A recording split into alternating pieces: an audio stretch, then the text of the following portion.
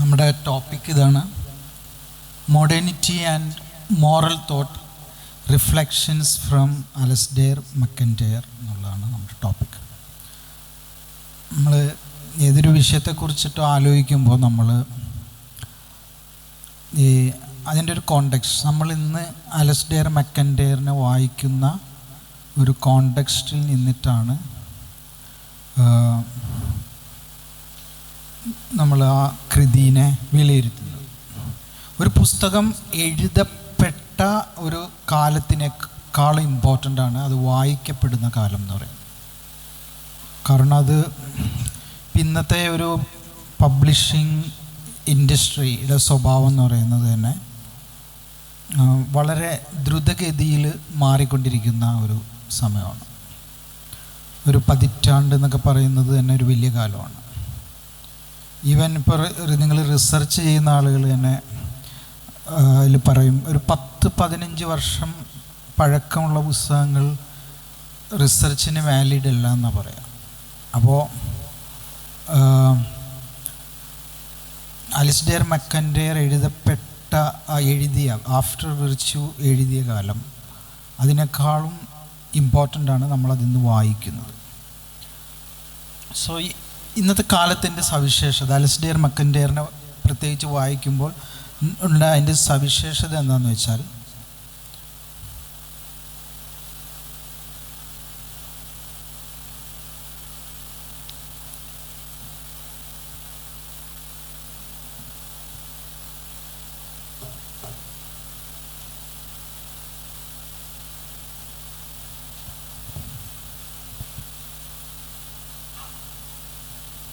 Important ആണ്. നമ്മൾ when is being MacIntyre read, എപ്പോഴാണിത് വായിച്ചുകൊണ്ടിരിക്കുന്നത്, ആരാണ് വായിക്കുന്നത്, എങ്ങനെയാണ് വായിക്കപ്പെടേണ്ടത്. When is MacIntyre being read, who is reading him and how should he be read. ഈ 3 ചോദ്യങ്ങൾ വളരെ ഇമ്പോർട്ടൻ്റ് ആണ്.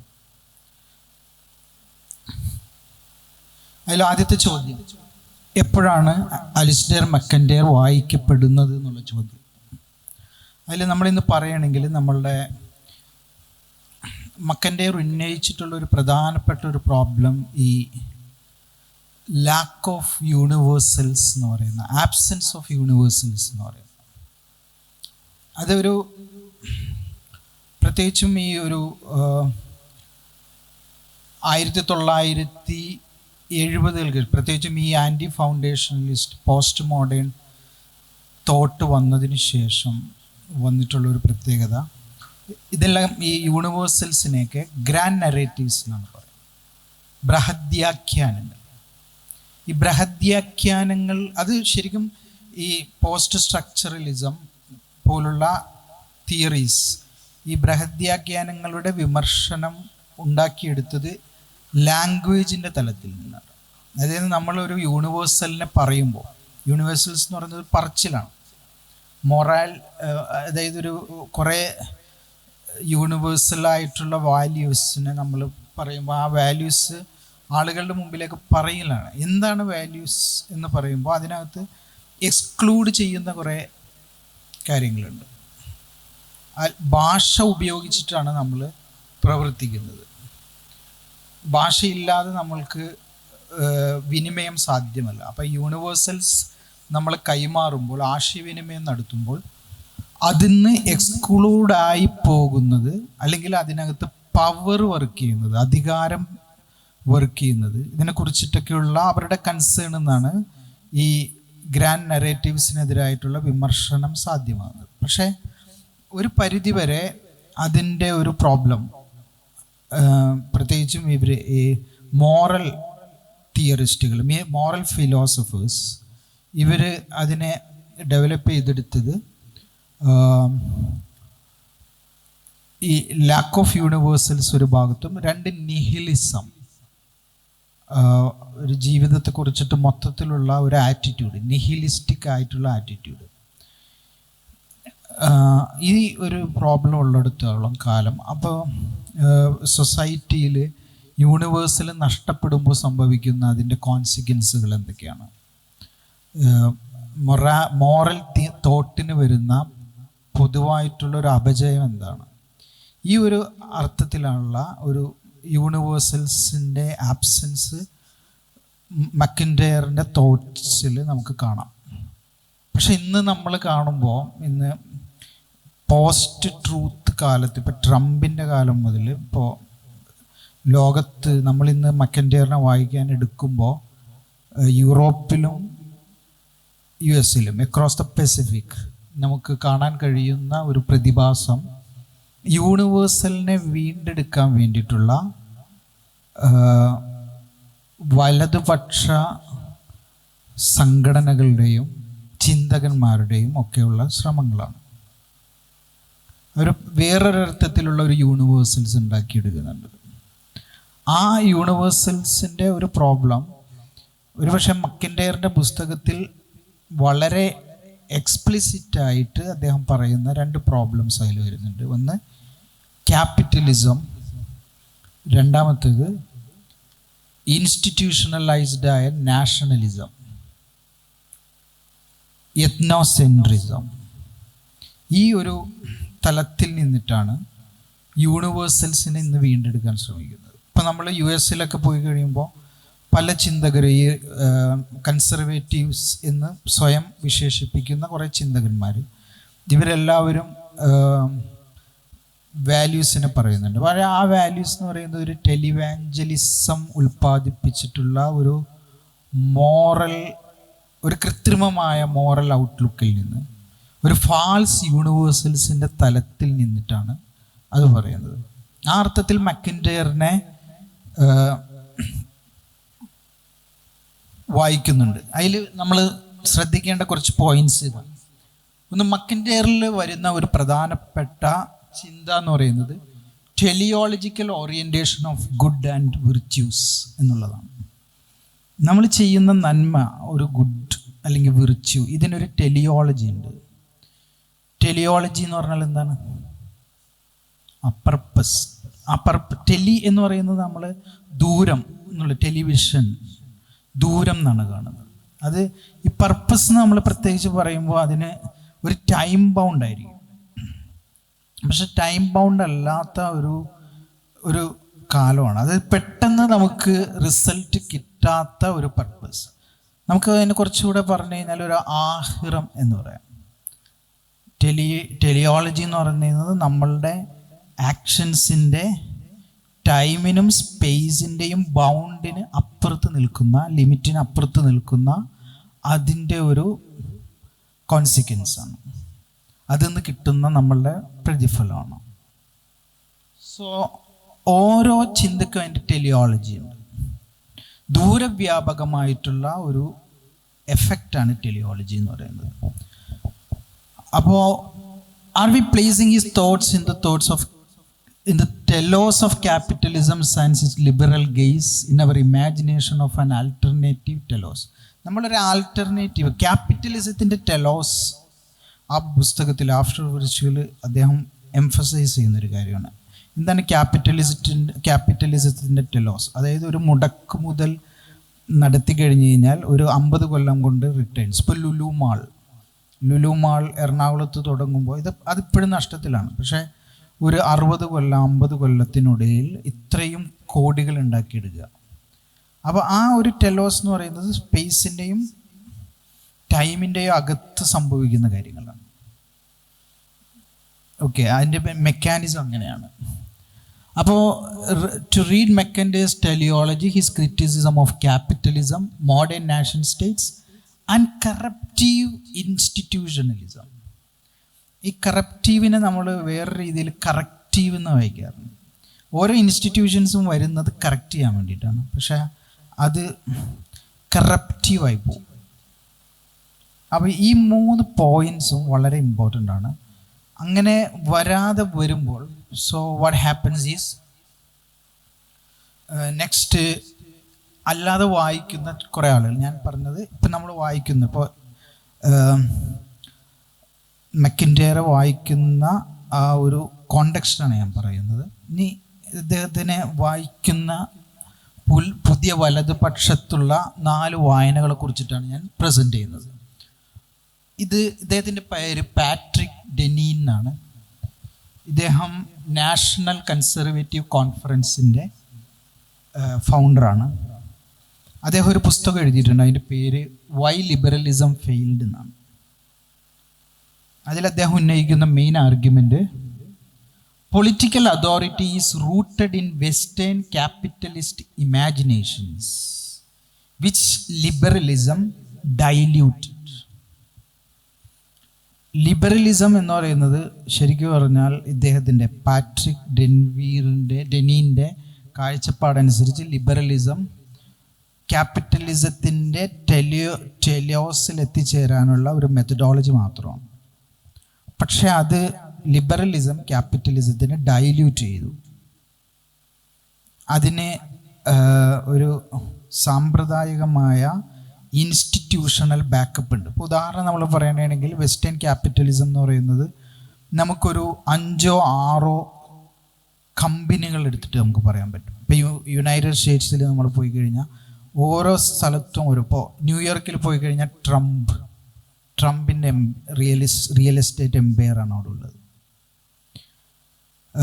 നിങ്ങൾ കുറച്ചുകൂടെ ഒരു ലിബറൽ സൈഡിലേക്ക് നമ്മൾ വരികയാണെങ്കിൽ ഫോർഡ് കാർ ഉൽപ്പാദകരായിട്ടുള്ള ആളുകൾ. കാലിഫോർണിയ ഭാഗത്തേക്ക് പോവുകയാണെങ്കിൽ നമ്മളുടെ ടെക്നോളജിക്കൽ പാലോ ആൽറ്റോയിൽ ബേസ് ചെയ്തിട്ടുള്ള ആപ്പിൾ, അതുപോലെ മൈക്രോസോഫ്റ്റ്, ഈ കമ്പനികൾ, ഇങ്ങനെ കുറച്ച് ഏതാനും ഒരു കമ്പനികളിലാണ്, ഇൻസ്റ്റിറ്റ്യൂഷൻസിലാണ് അത് ബേസ് ചെയ്തിരിക്കുന്നത്. ലിബറൽ ക്യാപിറ്റലിസം എന്താ ചെയ്തതെന്ന് വെച്ചാൽ ഇതിനെ ലിബറലാക്കി, ഇൻഡിവിജ്വലിസ്റ്റിക് ആക്കി.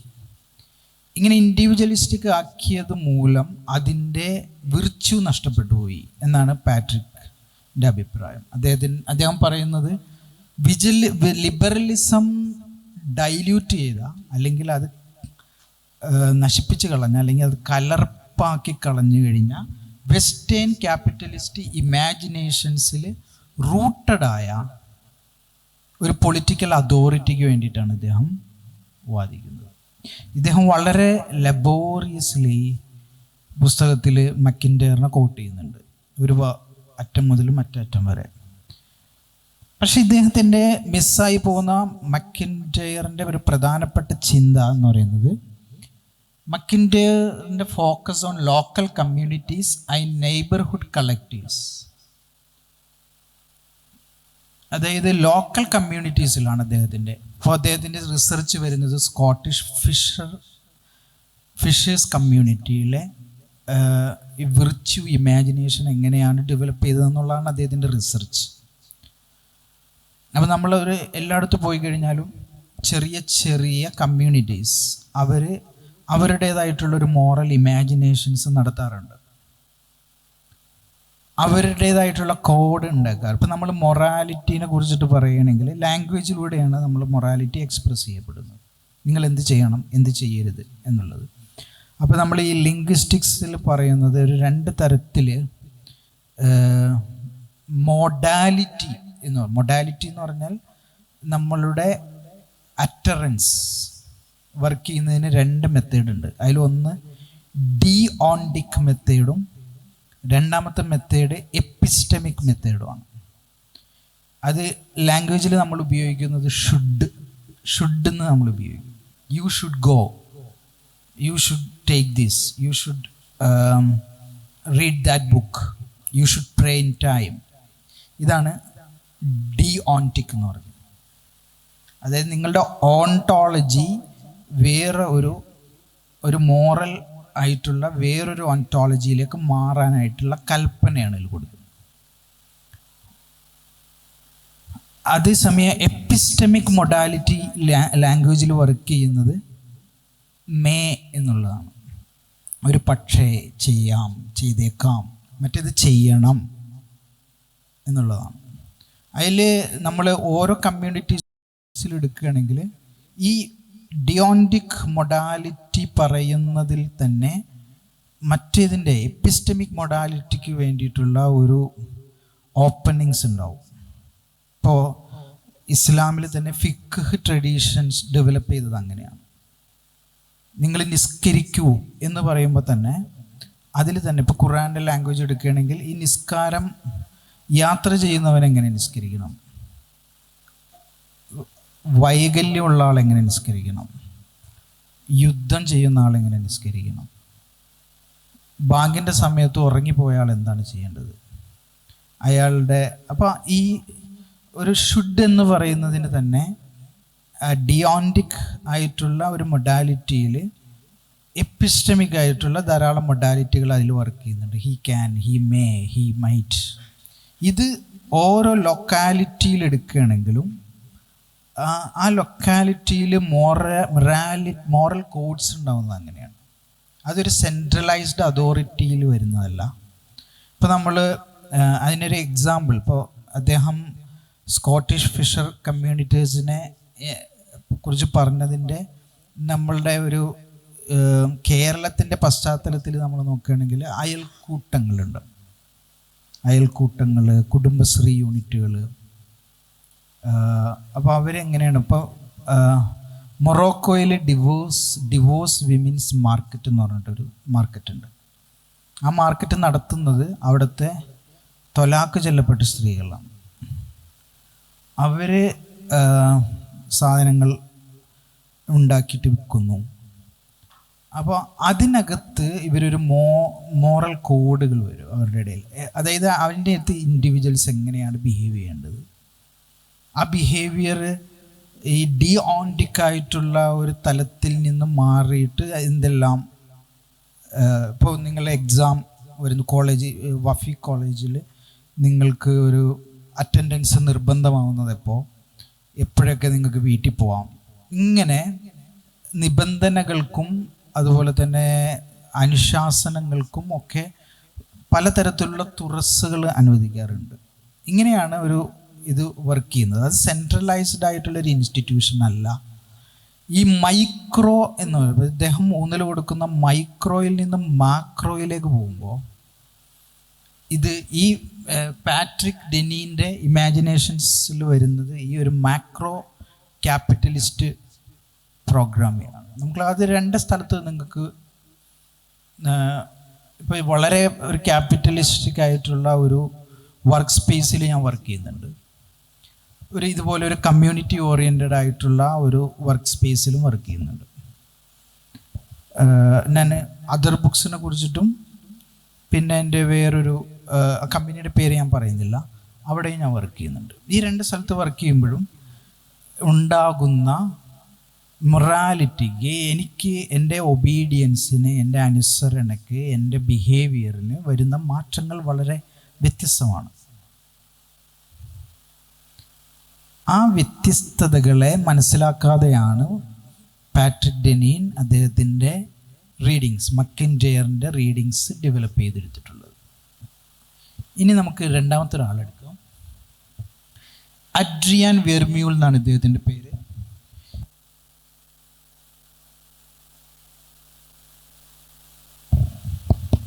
ഇദ്ദേഹത്തിൻ്റെ ഒരു essays on common good and constitutionalism എന്ന് പറയുന്ന പുസ്തകത്തിൽ മക്കിൻറ്റയറിനെ അദ്ദേഹം കോട്ട് ചെയ്യുന്നുണ്ട്. കോട്ട് ചെയ്തുകൊണ്ട് പറയുന്നത്, there should be a strong, centralized and morally directive state. ഒരു സ്റ്റേറ്റിൻ്റെ ആവശ്യകതയാണ് മക്കിൻറ്റയറിൽ വരുന്നത്. മക്കിൻറ്റയർ സ്റ്റേറ്റ് എന്ന് പറയുന്നൊരു വേർഡ് അദ്ദേഹത്തിൻ്റെ പുസ്തകത്തിൽ ഉപയോഗിച്ചിട്ടില്ല. ഉണ്ട്, പക്ഷേ പെജോറേറ്റീവായിട്ടാണ്. പെജോറേറ്റീവ് മീൻസ് ഗുണാത്മകമായിട്ടല്ല, ഒരു നിഷേധാത്മകമായിട്ടാണ് അതിൽ ഉപയോഗിച്ചിട്ടുള്ളത്. പക്ഷെ ഇദ്ദേഹം പറയുന്നത് വളരെ സെൻട്രലൈസ്ഡ് ആയ, സ്ട്രോങ് ആയ ഒരു മോറലി ഡിറക്റ്റീവ് സ്റ്റേറ്റിന് മാത്രമാണ് സൊസൈറ്റിയെ വളർത്താൻ കഴിയുള്ളൂ. അപ്പോൾ മക്കിൻറ്റയറിൻ്റെ ഒരു പ്രധാനപ്പെട്ട argument, state is not and cannot be a community.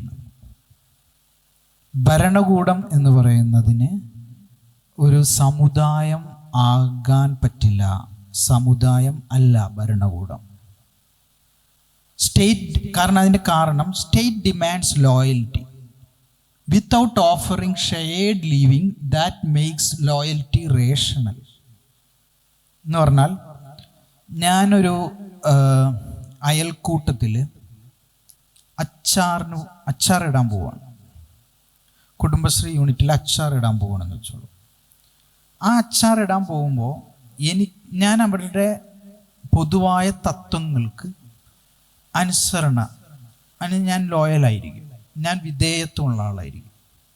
ഞാൻ ആ ഗ്രൂപ്പിൻ്റെ എല്ലാ വെൽഫെയറിന് വേണ്ടിയിട്ടും അടിയുറച്ച് നിലകൊള്ളും. എന്തിനു വേണ്ടിയിട്ടാണ്? അതിൽ നിന്ന് എനിക്ക് കിട്ടുന്ന ആ ലോയൽറ്റീനെ റേഷണലൈസ് ചെയ്യാൻ കഴിയുന്നത് ആ അയൽക്കൂട്ടം എനിക്ക് ഓഫർ ചെയ്യുന്ന ഷെയർഡ് ലിവിങ് ആണ്. അവിടെ ഏതെങ്കിലും ഒരു വ്യക്തിയുടെയോ അയൽക്കൂട്ടത്തിൻ്റെ സെക്രട്ടറിയുടെ ഇപ്പം ഇങ്ങനെയുള്ള ഇതിലെല്ലാം ഇപ്പം SNDP യൂണിറ്റിൽ വെള്ളാപ്പള്ളി നടേശൻ എന്ന് പറയുന്ന ഒരാൾ വരും, അദ്ദേഹത്തിൻ്റെ കമാൻഡിൽ കാര്യങ്ങൾ പോവും.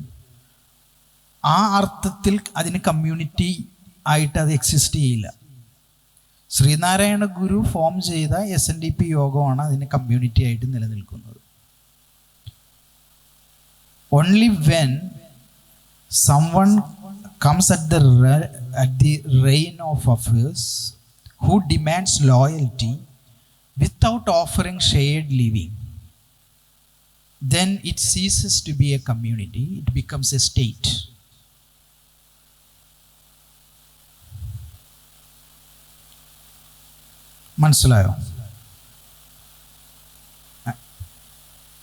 മനസ്സിലായില്ലേ? ഒരു കമ്മ്യൂണിറ്റീനെ സ്റ്റേറ്റ് ആക്കുന്നത് ഷെയർഡ് ലിവിങ്ങിൻ്റെ എക്സ്പീരിയൻസ് നൽകാത്ത ലോയൽറ്റി ഡിമാൻഡ് ചെയ്യുന്ന ഒരു അധികാര ഘടനയാണ്. ഇപ്പം നിങ്ങൾ വഫി കോളേജിൽ നിങ്ങളുടെ ഉസ്താദിനെ നിങ്ങൾ അനുസരിക്കുന്നു, ലോയലായിരിക്കുന്നു, അനുസരിക്കുന്നു. എന്തിനാണ് അനുസരിക്കുന്നത്? കാരണം നിങ്ങൾക്ക് ഒരു ഷെയർഡ് ആയിട്ടുള്ള ലിവിങ് ഇൻ നോളജ് അദ്ദേഹം ഓഫർ ചെയ്യുന്നുണ്ട്. അങ്ങനെ ചെയ്യാതിരിക്കുകയും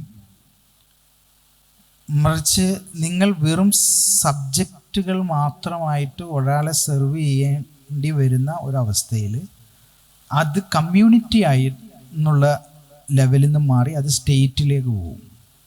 അവിടെ വരുന്നത് ഓട്ടോക്രാറ്റിക് പവറാണ്. മറ്റൊരാൾ ഒരു സെക്രട്ടറി ആണ് അല്ലെങ്കിൽ ഒരു ഉസ്താദാണ് നിങ്ങൾക്ക് വേണ്ടിയിട്ട് അനുശാസനങ്ങൾ ഉണ്ടാക്കി തരുന്നതെങ്കിലും വേറൊരർത്ഥത്തിൽ നിങ്ങളുടെ തന്നെ ഒരു എക്സ്റ്റൻഷനാണ് ആ ഉസ്താദ്. കാരണം അതൊരു കോമൺ വിർച്യുവിനെയും ഷെയർഡ് ലിവിങ്ങിനെയും, അതായത് നമ്മളുടെ ഇൻഡിവിജ്വലിസ്റ്റിക് ആയിട്ടുള്ള അഭിപ്രേരണകൾക്കപ്പുറത്ത്, മോട്ടിവേഷൻസിൻ്റെ അപ്പുറത്ത് ഒരു കളക്റ്റീവായ ഗോളിന് വേണ്ടിയിട്ട് നിലകൊള്ളുമ്പോഴാണ് കമ്മ്യൂണിറ്റി ഉണ്ടാകുന്നത്.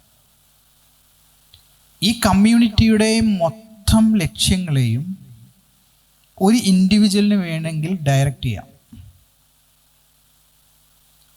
ആ ഡയറക്റ്റ് ചെയ്യുന്ന ഇൻഡിവിജ്വൽ ഒന്നുകിൽ കരിസ്മാറ്റിക് ആയിരിക്കും. അങ്ങനെ കരിസ്മാറ്റിക് ആവുന്ന ധാരാളം ഇൻഡിവിജ്വൽസ് ഉണ്ട്. പക്ഷെ അവരുടെ ഒരു പ്രത്യേകത, അവർ സെൽഫ് സെൻറ്റേഡ് ആയിരിക്കില്ല. അവർ ഇതിനെ കമ്മ്യൂണിറ്റിയുടെ സെൽഫ് ഡയറക്റ്റഡായ മോറൽ ഗോളിലേക്ക് നയിക്കും. ഇങ്ങനെയുള്ളൊരു ഇൻഡിവിജ്വൽ സെൽഫ് സെർവിങ് ആവുമ്പോഴാണ് അത് കമ്മ്യൂണിറ്റിയുടെ റെല്ലം മാറിയിട്ട് അത് കുറേയും കൂടി പറഞ്ഞാൽ സ്റ്റേറ്റിൻ്റെ പരമാധികാര ഘടനയിലേക്ക് മാറിപ്പോകുന്നത്. ഓക്കെ,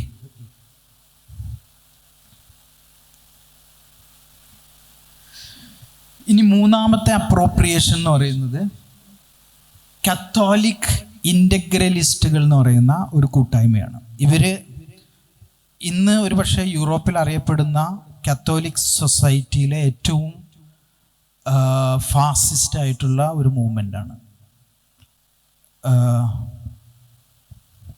ഫാസിസ്റ്റുകൾ എന്ന് പറയുന്നതിന് കാരണം ഒന്ന് ഇവരുടെ ആൻറ്റിസെമിറ്റിസം, ആൻറ്റി മൈഗ്രേഷൻ റെട്ടറിക്സ്, പ്രത്യേകിച്ചും ഇസ്ലാമോഫോബിയ, സ്ത്രീ വിരുദ്ധത, ഇങ്ങനെയുള്ള നരേറ്റീവ്സ് പെഡിൽ ചെയ്യുന്ന ഒരു ഗ്രൂപ്പാണ്.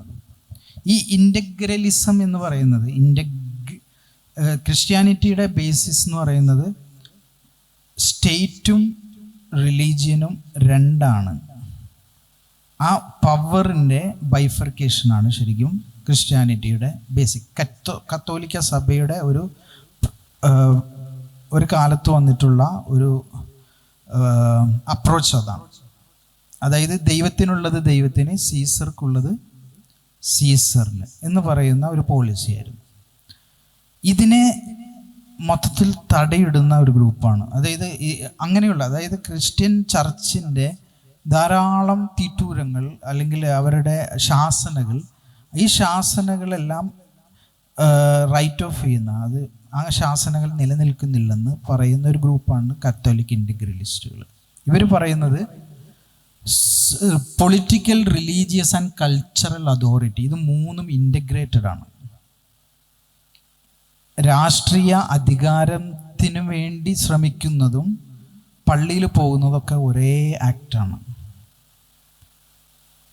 അതുകൊണ്ട് ഒരു രാഷ്ട്രീയ അധികാരം ഉണ്ടാക്കിയെടുക്കുക, ഒരു കാത്തോലിക് സ്റ്റേറ്റ് ഉണ്ടാക്കിയെടുക്കുക എന്നുള്ളത് കാത്തോലിക് ഇൻ്റഗ്രലിസ്റ്റുകളുടെ ഒരു ഒബ്ജക്റ്റീവാണ്. നമുക്കതിൽ നമ്മളിവിടത്തേക്ക് പല മതങ്ങളിലും ഇതിൻ്റെ റെസൊണൻസ് നമുക്ക് കാണാം. അങ്ങനെ സെക്കുലർ, റിലീജിയസ് ഈ ഒരു ബൈഫർക്കേഷൻ ഇല്ല, ഇൻ്റഗ്രേഷനാണ്. എല്ലാം കൂട്ടി യോജിപ്പിക്കപ്പെട്ടിട്ടുള്ള, കൂട്ടിയിണക്കപ്പെട്ടിട്ടുള്ള ഒരു കാര്യമാണ്.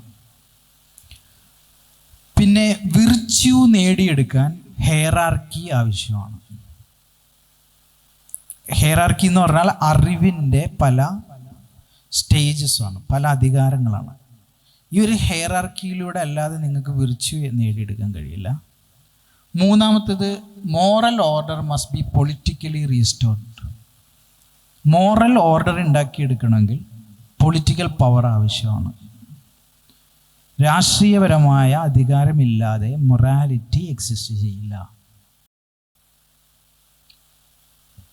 മക്കിൻറ്റയറിന് നമ്മൾ ഇവരുടെ ഫിലോസഫിക്കൽ ലൈറ്റിൽ ഇവരുടെ ബ്ലോഗുകളുണ്ട്, ധാരാളം ബ്ലോഗുകൾ. ഇവർ പുസ്തകമൊന്നും എഴുതിയിട്ടില്ല, ട്വീറ്റുകളായിട്ട് ഇപ്പോൾ എക്സിൽ വരുന്ന കുറേ പോസ്റ്റുകളുണ്ട്, ധാരാളം ബ്ലോഗുണ്ട്. ആ ബ്ലോഗിലെല്ലാം ശരിക്കും മക്കിൻറ്റയറിനെ ശരിക്കും ഇവർ കോട്ട് ചെയ്യുന്നുണ്ട്. പുസ്തകത്തിൽ നിന്ന് എടുത്തിട്ട് കുറേ സ്റ്റേറ്റ്മെൻറ്റുകൾ അങ്ങനെ ഇങ്ങനെ പ്രചരിപ്പിക്കും. അപ്പോൾ അതിൽ മക്കിൻറ്റയർ പറഞ്ഞിട്ടുള്ള ഒരു പ്രധാനപ്പെട്ട point, institutional authority based on strict loyalty is corruptive. ഒരു അയൽക്കൂട്ടം എന്ന് പറയുന്നത്, കാരണം ഈ തൊഴിലുമായി ബന്ധപ്പെട്ടിട്ടാണ് കമ്മ്യൂണിറ്റി ഉണ്ടാകുന്നതെന്നാണ് മക്കിൻറ്റയർ പ്രധാനപ്പെട്ട വാദം. തൊഴിലാണ്. കാരണം അദ്ദേഹത്തിൻ്റെ തോട്ടിൽ വരുന്ന ഒരു പ്രധാനപ്പെട്ട ഒരു ആർഗ്യുമെൻ്റ് ദൈനംദിനം എന്നാണ്. എവരിഡേനെസ് വളരെ ഇമ്പോർട്ടൻ്റ് ആണ് ആളുകളെ സംബന്ധിച്ചിടത്തോളം. കാരണം തൊഴിലില്ലാതെ ആളുകൾക്ക് ഭൂമിയിൽ എക്സിസ്റ്റ് ചെയ്യാൻ കഴിയില്ല. കാരണം ആളുകൾ പെട്ടെന്ന് ഒരു സോഷ്യൽ ഇൻ്ററാക്ഷന് അവരുപയോഗിക്കുന്ന ആദ്യത്തെ ടൂൾ എന്ന് പറയുന്നത് തൊഴിലാണ്, കച്ചവടമാണ്. ഇത് എനിക്ക് തോന്നുന്നു ഇസ്ലാമിക് മോറൽ ഇമാജിനേഷൻസിലെല്ലാം വരുന്നുണ്ട്. കാരണം നിങ്ങൾ ജുമാ കഴിഞ്ഞ് കഴിഞ്ഞാൽ നേരെ കച്ചവടത്തിലേക്ക് പൊയ്ക്കൊള്ളൂ എന്നാണ് പറയുന്നത്. ഈ തിജാറ ബേസ്ഡ് സൊസൈറ്റിയാണ് മുസ്ലിംസിൻ്റെ. അപ്പോൾ ഈ തൊഴിൽ ഇടങ്ങൾ വഴിയാണ് ഈ കമ്മ്യൂണിറ്റീസ് ഫോം ചെയ്യപ്പെടുന്നത്, തൊഴിൽ ഗ്രൂപ്പുകൾ വഴിയാണ്. അപ്പോൾ അങ്ങനെയുള്ള ഒരു കമ്മ്യൂണിറ്റിയിൽ ഒരു സെൻട്രലൈസ്ഡ് അതോറിറ്റി സാധ്യമല്ല. ഈ ക്യാപിറ്റലിസത്തിൻ്റെ തന്നെ തോട്ടതാണല്ലോ. ഈ ട്രേഡ് ഗവൺമെൻറ്റിനെ ഫ്രീ ആക്കുന്നു എന്നാണ് പറയാം. ഗവൺമെൻറ്റിൻ്റെ കൺട്രോൾ വന്നു കഴിയുമ്പോൾ ട്രേഡ് അതല്ലാത്ത ഒന്നായി മാറും. ഇപ്പോൾ ട്രംപിൻ്റെ ഇതിലെല്ലാം സംഭവിക്കുന്നത് അതാണ്. അത് government tariff, I will impose 100% tariff on India എന്ന് പറയുമ്പോൾ ശരിക്കും ആ ഒരു കൺട്രോൾ, ട്രേഡിനെ ഗവൺമെൻറ് കൺട്രോളിൽ വരികയാണ്. അപ്പോൾ അത് ശരിക്കും പറഞ്ഞു കഴിഞ്ഞാൽ കറപ്റ്റീവാണ്. അങ്ങനെ ഒരു അതോറിറ്റി എന്ന് പറയുന്നത് കറപ്റ്റീവാണ്. പകരം ഗിൽഡുകൾ വഴി, ഗിൽഡ് എന്ന് പറയുന്നത് തൊഴിൽ ഗ്രൂപ്പുകൾ വഴി അവരുണ്ടാക്കിയെടുക്കുന്ന ഒരു വിർച്യുണ്ട്. അത് നിങ്ങൾ മാർക്കറ്റുകളിൽ പോയാൽ, നമ്മൾ ശരിക്കും മക്കിൻ്റെയറിൻ്റെ ഇത് ചിന്തകൾ മനസ്സിലാക്കാൻ ചെയ്യേണ്ടത് മാർക്കറ്റുകളിലേക്ക് പോകുക എന്നുള്ളതാണ്. ഫിഷ് മാർക്കറ്റിൽ പോവുക, വെജിറ്റബിൾ മാർക്കറ്റിൽ പോവുക. എങ്ങനെയാണ് അവിടെ ആളുകൾ ബിഹേവ് ചെയ്യുന്നത്? ചിലപ്പോൾ അവിടെ ക്രെഡിറ്റ് ട്രാൻസാക്ഷൻ ആയിരിക്കും അവർ യൂസ് ചെയ്യുന്നത്. ഈ ക്രെഡിറ്റ് ട്രാൻസാക്ഷൻസ് യൂസ് ചെയ്യുമ്പോൾ ഇങ്ങനെ ട്രസ്റ്റ് എന്ന് പറയുന്ന ഒരു എലമെൻ്റ് ഇല്ലാതെ നമുക്ക് ക്രെഡിറ്റ് ട്രാൻസാക്ഷൻ അതിൽ വർക്ക് ചെയ്യില്ല. അപ്പോൾ എന്തുകൊണ്ട്, എങ്ങനെയാണ് അവർ ട്രസ്റ്റ് ഫോം ചെയ്യുന്നത്? ഇതിലൊരാൾ മരിച്ചു കഴിയുമ്പോൾ അയാളുടെ ഫാമിലിക്ക് വേണ്ടിയിട്ട് അവരെന്താണ് ചെയ്യുന്നത്? എങ്ങനെയാണ് അടുത്ത ഒരു ജനറേഷനെ ആ ട്രേഡിന് വേണ്ടി അവർ ഇത് ചെയ്യുന്നത്?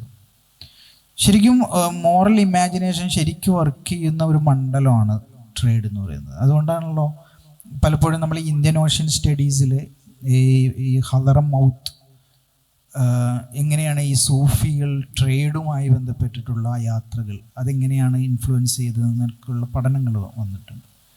കാരണം നമ്മളുടെ ശരിക്കും പറഞ്ഞാൽ ഒരു മൊറാലിറ്റി വർക്ക് ചെയ്യുന്ന സ്ഥലം എന്ന് പറയുന്നത് പള്ളിയോ ആശ്രമങ്ങളോ അല്ല, അത് കച്ചവട സ്ഥലം തന്നെയാണ്.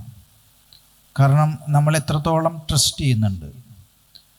ഒരു കപ്പലിൽ സാധനങ്ങൾ ലോഡ് ചെയ്ത് ഒരു സ്ഥലത്തേക്ക് അയക്കുമ്പോൾ അത് തിരിച്ചു വരുന്നത് വരെ നഷ്ടസാധ്യത ബെയർ ചെയ്യുന്നത് ഒരു ഇൻഡിവിജ്വൽ എന്നുള്ളതിനപ്പുറത്തേക്ക് കമ്മ്യൂണിറ്റിയിൽ അർപ്പിക്കുന്ന വിശ്വാസം കൂടെയാണ്. അപ്പോൾ അങ്ങനെയുള്ള ഒരു മൊറാലിറ്റി എന്ന് പറയുന്നത് ഒരു സെൻട്രലൈസ്ഡ് കമാൻഡർ, ഒരു പോപ്പ് കൊടുക്കുന്ന കമാൻഡല്ല, അല്ലെങ്കിൽ ഏതെങ്കിലും ഒരു ഇൻസ്റ്റിറ്റ്യൂഷണൽ അതോറിറ്റി കൊടുക്കുന്ന കമാൻഡല്ല. അത് നാച്ചുറലി ഇവോൾവ് ചെയ്തു വരുന്നൊരു ലോയാണ്. മോറൽ ലോ എന്ന് പറയുന്നത് നാച്ചുറലി ഇവോൾവിങ് ആണ്. പ്രിൻസിപ്പിൾസിനനുസരിച്ച് അത് നമ്മളിപ്പോൾ ഫിഖ് ട്രഡീഷൻ എടുത്ത് തന്നെ അങ്ങനെ തന്നെയാണ്. എന്തുകൊണ്ടാണ് ഇത്രയും മദ്ഹബുകൾ? ആ മദ്ഹബിൻ്റെ ഉള്ളിൽ തന്നെ ധാരാളം പല പല ജോഗ്രഫിക്കൽ റീജൻ അനുസരിച്ചിട്ടുള്ള പിരിവുകളെല്ലാം വരുന്നതിൻ്റെ കാരണം അതാണ്. There is no centralized command because moral laws evolve on its own context. അതുകൊണ്ടാണ് മെക്കിൻ്റെയറിനെ നമ്മൾ ശരിക്കും വായിക്കണമെങ്കിൽ we have to go to market. എവിടെ എങ്ങനെയാണ് കാര്യങ്ങൾ നടക്കുന്നത് എന്നുള്ളത്.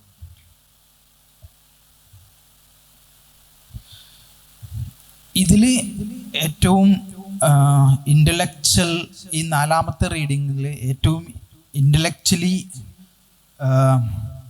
സ്ട്രോങ് ആയിട്ടുള്ള ഒരാളാണ് റോജർ സ്ക്രൂട്ടൺ. ഒരു 3-4 കൊല്ലം മുമ്പാണ് അദ്ദേഹം മരണപ്പെട്ടു പോയത്. അദ്ദേഹത്തിൻ്റെ ഒരു പുസ്തകമുണ്ട്, how to be a conservative എന്ന് പറയുന്നൊരു പുസ്തകം. എങ്ങനെ ഒരു കൺസർവേറ്റീവ് ആവാം, ഒരു യാഥാസ്ഥിതികനാവാവുന്നത് എങ്ങനെയാണ് എന്നുള്ള ഒരു പുസ്തകമാണ്. അദ്ദേഹം ഇമ്മാനുവൽ കാന്റിനെ കുറിച്ചിട്ടും ഒക്കെ പുസ്തകം എഴുതിയിട്ടുണ്ട്. വളരെ ഡീപ്ലി ചിന്തിക്കുന്ന ആളാണ്. പക്ഷെ അദ്ദേഹത്തിൻ്റെ ഒരു പ്രോബ്ലം കൊളോണിയലിസം എന്ന് പറയുന്ന സാധനം ഉണ്ടായിട്ടില്ല. അതൊരു ലെഫ്റ്റ് ഇമാജിനേഷൻ ആണെന്ന് പറയുന്ന ഒരാളാണ്. ക്യാപിറ്റലിസം എന്ന് പറയുന്ന ഒരു വിർച്യു ആണെന്ന് പറയുന്ന ഒരു കക്ഷിയാണ്. മൈഗ്രേഷൻ പ്രോബ്ലം ആണെന്ന് പറയുന്ന ആളാണ്. യൂറോപ്യൻ ഇൻസ്റ്റിറ്റ്യൂഷൻസ് ആണ് ലോകത്തിലെ ഏറ്റവും സർവൈവ് ചെയ്യുന്ന മോഡൽ എന്ന് പറയുന്ന ഒരാളാണ്. അപ്പോൾ അദ്ദേഹത്തിൻ്റെ ഒരു പുസ്തകം, Scruton is a defender of the Eurocentric institutionalism and ignores anti capitalism and anti managerialism of MacIntyre. മക്കിൻ്റെയറിൽ 2 തരത്തിലുള്ളൊരു ആൻറ്റി വരുന്നുണ്ട്, പൊലാരിറ്റി വരുന്നുണ്ട്. അതിൽ ഒരു പൊലാരിറ്റി എന്ന് പറയുന്നത് ക്യാപിറ്റലിസമാണ്, ഞാൻ നേരത്തെ പറഞ്ഞത്. 2ാമത്തെ പൊലാരിറ്റി എന്ന് പറയുന്നത് മാനേജേരിയലിസം. മാനേജേരിയലിസം എന്ന് പറഞ്ഞാൽ സെൻട്രൽ കമാൻഡാണ്, മാനേജർ ഉണ്ടാവുക എന്നുള്ളത്. മാർക്കറ്റിൻ്റെ നേരെ ഓപ്പോസിറ്റാണ് മാനേജർ ഗൈഡ് ചെയ്യുന്ന ഇൻസ്റ്റിറ്റ്യൂഷൻസ്. 2 രീതിയിലാണ് വർക്ക് ചെയ്യുന്നത്. മാർക്കറ്റിൽ പോയാൽ നിങ്ങൾക്കൊരു മാനേജറെ കാണാൻ കഴിയില്ല. വലിയങ്ങാടിയിലോ പുതിയങ്ങാടിയിലോ ഒരു മാനേജർ ഉണ്ടാവില്ല. പക്ഷെ അത് വളരെ ഭംഗിയായിട്ട് കാര്യങ്ങൾ അവിടെ നടക്കുന്നുണ്ടാവും. ഓട്ടോറിക്ഷ യൂണിയൻ, നിങ്ങൾ ഈ ഇവിടുത്തെ ജംഗ്ഷനിൽ ഓട്ടോറിക്ഷ ഓടിക്കുന്ന ആളുകളുടെ അടുത്ത് പോയി അവിടെ ഒരു മാനേജർ ഉണ്ടാവില്ല. പക്ഷെ അത് കാര്യങ്ങളെല്ലാം മാനേജ് ചെയ്യുന്നുണ്ടാവും. അതിലൊരാൾക്ക് കൂടുതൽ പൈസ കിട്ടാൻ വേണ്ടി ഓട്ടോ ഇടിച്ച് കയറില്ല. ഒരാൾ എനിക്ക് ആ ഓട്ടോ മതി എന്ന് പറഞ്ഞാൽ അതങ്ങനെ പോവില്ല. ആ ക്യൂ നിൽക്കുന്ന ആ രീതിയിൽ ഘട്ടം ഘട്ടമായിട്ട് കയറണം. ഇങ്ങനെ അപ്പോൾ ഒരു മാനേജർ ഇല്ലാതെ കാര്യങ്ങൾ മാനേജ് ചെയ്യുന്നുള്ളതാണ് കമ്മ്യൂണിറ്റീസിൻ്റെ ഒരു സ്വഭാവം. പക്ഷേ ഇൻസ്റ്റിറ്റ്യൂഷൻസ് വരുമ്പോൾ അതിനൊരു മാനേജർ ആവശ്യമായി വരും. ക്യാപിറ്റലിസം എന്ന് പറയുന്നത് മാനേജ്മെൻറ്റാണ്, ഹ്യൂമൻ റിസോഴ്സസ് മാനേജ്മെൻറ്റാണ്. ഹ്യൂമൻ റിസോഴ്സസ് എന്ന് പറയുന്നത് തന്നെ ഒരു ഭയങ്കര വയലൻ്റ് ആയിട്ടുള്ളൊരു സാധനമാണ്. ഹ്യൂമൻ എന്ന് പറയുന്നത് റിസോഴ്സ് മാത്രമല്ല, സ്കിൽഡ് ആയിട്ടുള്ള ലേബറിനെയാണ് നമ്മൾ ഹ്യൂമൻ റിസോഴ്സസ് എന്ന് പറയുന്നത്. അതായത് ഒരു കമ്പനിക്ക് ഉപയോഗപ്പെടുത്താൻ കഴിയുന്ന വിഭവമാണ് മനുഷ്യൻ എന്ന് പറയുന്നത്. അത് ശരിക്കും പറഞ്ഞു കഴിഞ്ഞാൽ കയ്യും കാലും കണ്ണും മൂക്കൊക്കെയുള്ള റോ മെറ്റീരിയലാണ്. അപ്പോൾ അതിനെയാണ് മാനേജ് ചെയ്യുന്നത്. അതാണ് ഇൻസ്റ്റിറ്റ്യൂഷൻസിൻ്റെ പ്രോബ്ലം.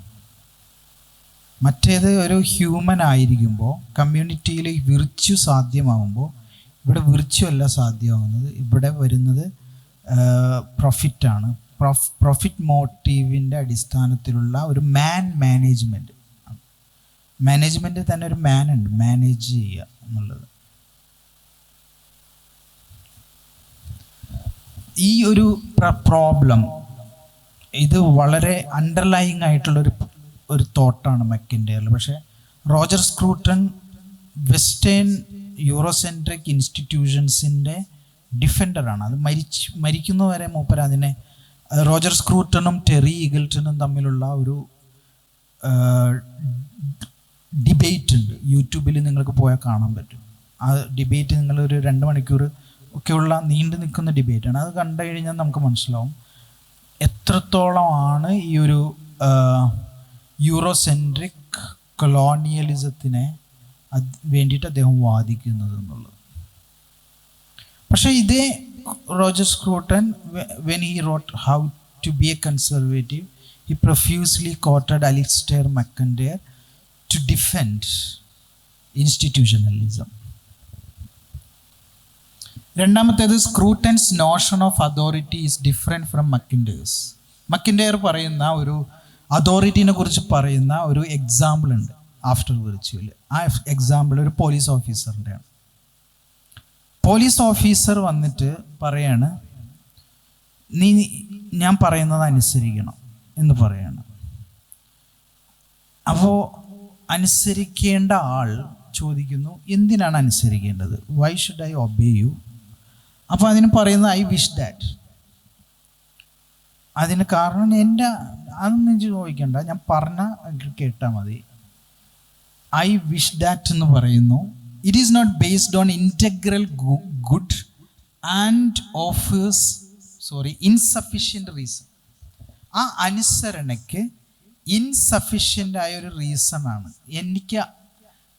എന്നെ നീ അനുസരിക്കലാണ് എൻ്റെ ആഗ്രഹം, അല്ലെങ്കിൽ അതാണ് എൻ്റെ ഡിമാൻഡ്, നീ ഇങ്ങോട്ടൊന്നും പറയണ്ട എന്നൊരാൾ പറയുകയാണെങ്കിൽ ആ അതോറിറ്റി അനുസരണയ്ക്ക് ഇൻസഫിഷ്യൻ്റായ ഒരു റീസണാണ് പറയുക. ഈ ഇൻസഫിഷ്യൻ്റ് റീസണോട് കൂടിയുള്ള അതോറിറ്റിയുടെ പ്രയോഗമാണ് വയലൻസിലേക്ക് വരുന്നത്.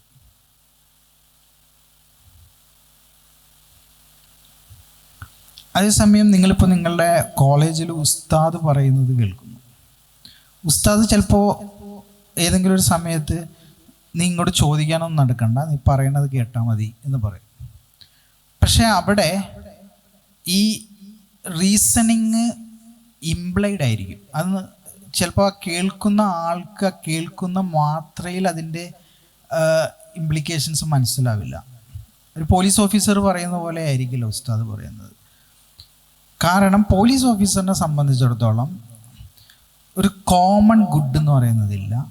ആ അനുസരണയുടെ കമാൻഡിൻ്റെ ഇപ്സിറ്റി, മീൻസ് ഇപ്സോ ഫാക്ടോ, ഇതാണ് ആ കമാൻഡിലാണ് അതിൽ നിൽക്കുന്നത്. മറ്റേത് കമാൻഡ് എന്ന് പറയുന്നത് ഒരു മെത്തോഡോളജിയാണ്, അത് ഒരു വസീല ആണ്. ആ വസീല എന്ന് പറയുന്നത് ഇയാളുടെ അനുസരിക്കുന്ന ആളുകൾ ആയ ഒരു കമ്മ്യൂണിറ്റിയുടെ മൊത്തം കോമൺ ഗുഡിന് വേണ്ടിയിട്ടാണ് അത് പറയുന്നത്. അതായത് ഐ വിഷ് ദാറ്റ് എന്നുള്ളതല്ല അവിടെ വരുന്നത്. U obey so that it will be your good എന്നുള്ളതാണ്. ഇപ്പോൾ നമ്മൾ ഈ വെൽഫെയർ എന്ന് പറയുന്ന ഒരു കൺസെപ്റ്റ്, ഇഹ്സാൻ, അതായിരിക്കും ഇപ്പോൾ ഈ മക്കാസിദ് ശരിയയിലൊരു എന്തുകൊണ്ടാണ് ഫിഖ്ഹിലൊരു കമാൻഡ് നിങ്ങളിങ്ങനെ ഇങ്ങനെ ചെയ്യരുത് എന്ന് പറയുന്നത് ഈ ഒരു വെൽഫെയർ ഓറിയൻറ്റഡ് ആയ ഒരു പെർസ്പെക്റ്റീവ്, ഒരു വെൽറ്റൻ ഷാൻ, ഒരു വേൾഡ് വ്യൂ അതിനകത്തുണ്ടാവും, ഒരു കാഴ്ചപ്പാട് അതിനകത്തുണ്ടാവും.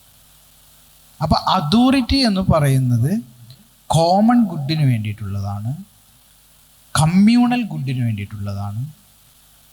ഇതാണ് വിർച്യു എത്തിക്സിൻ്റെ ഒരു ലെവൽ ഓഫ് അണ്ടർസ്റ്റാൻഡിങ് എന്ന് പറയുന്നത്.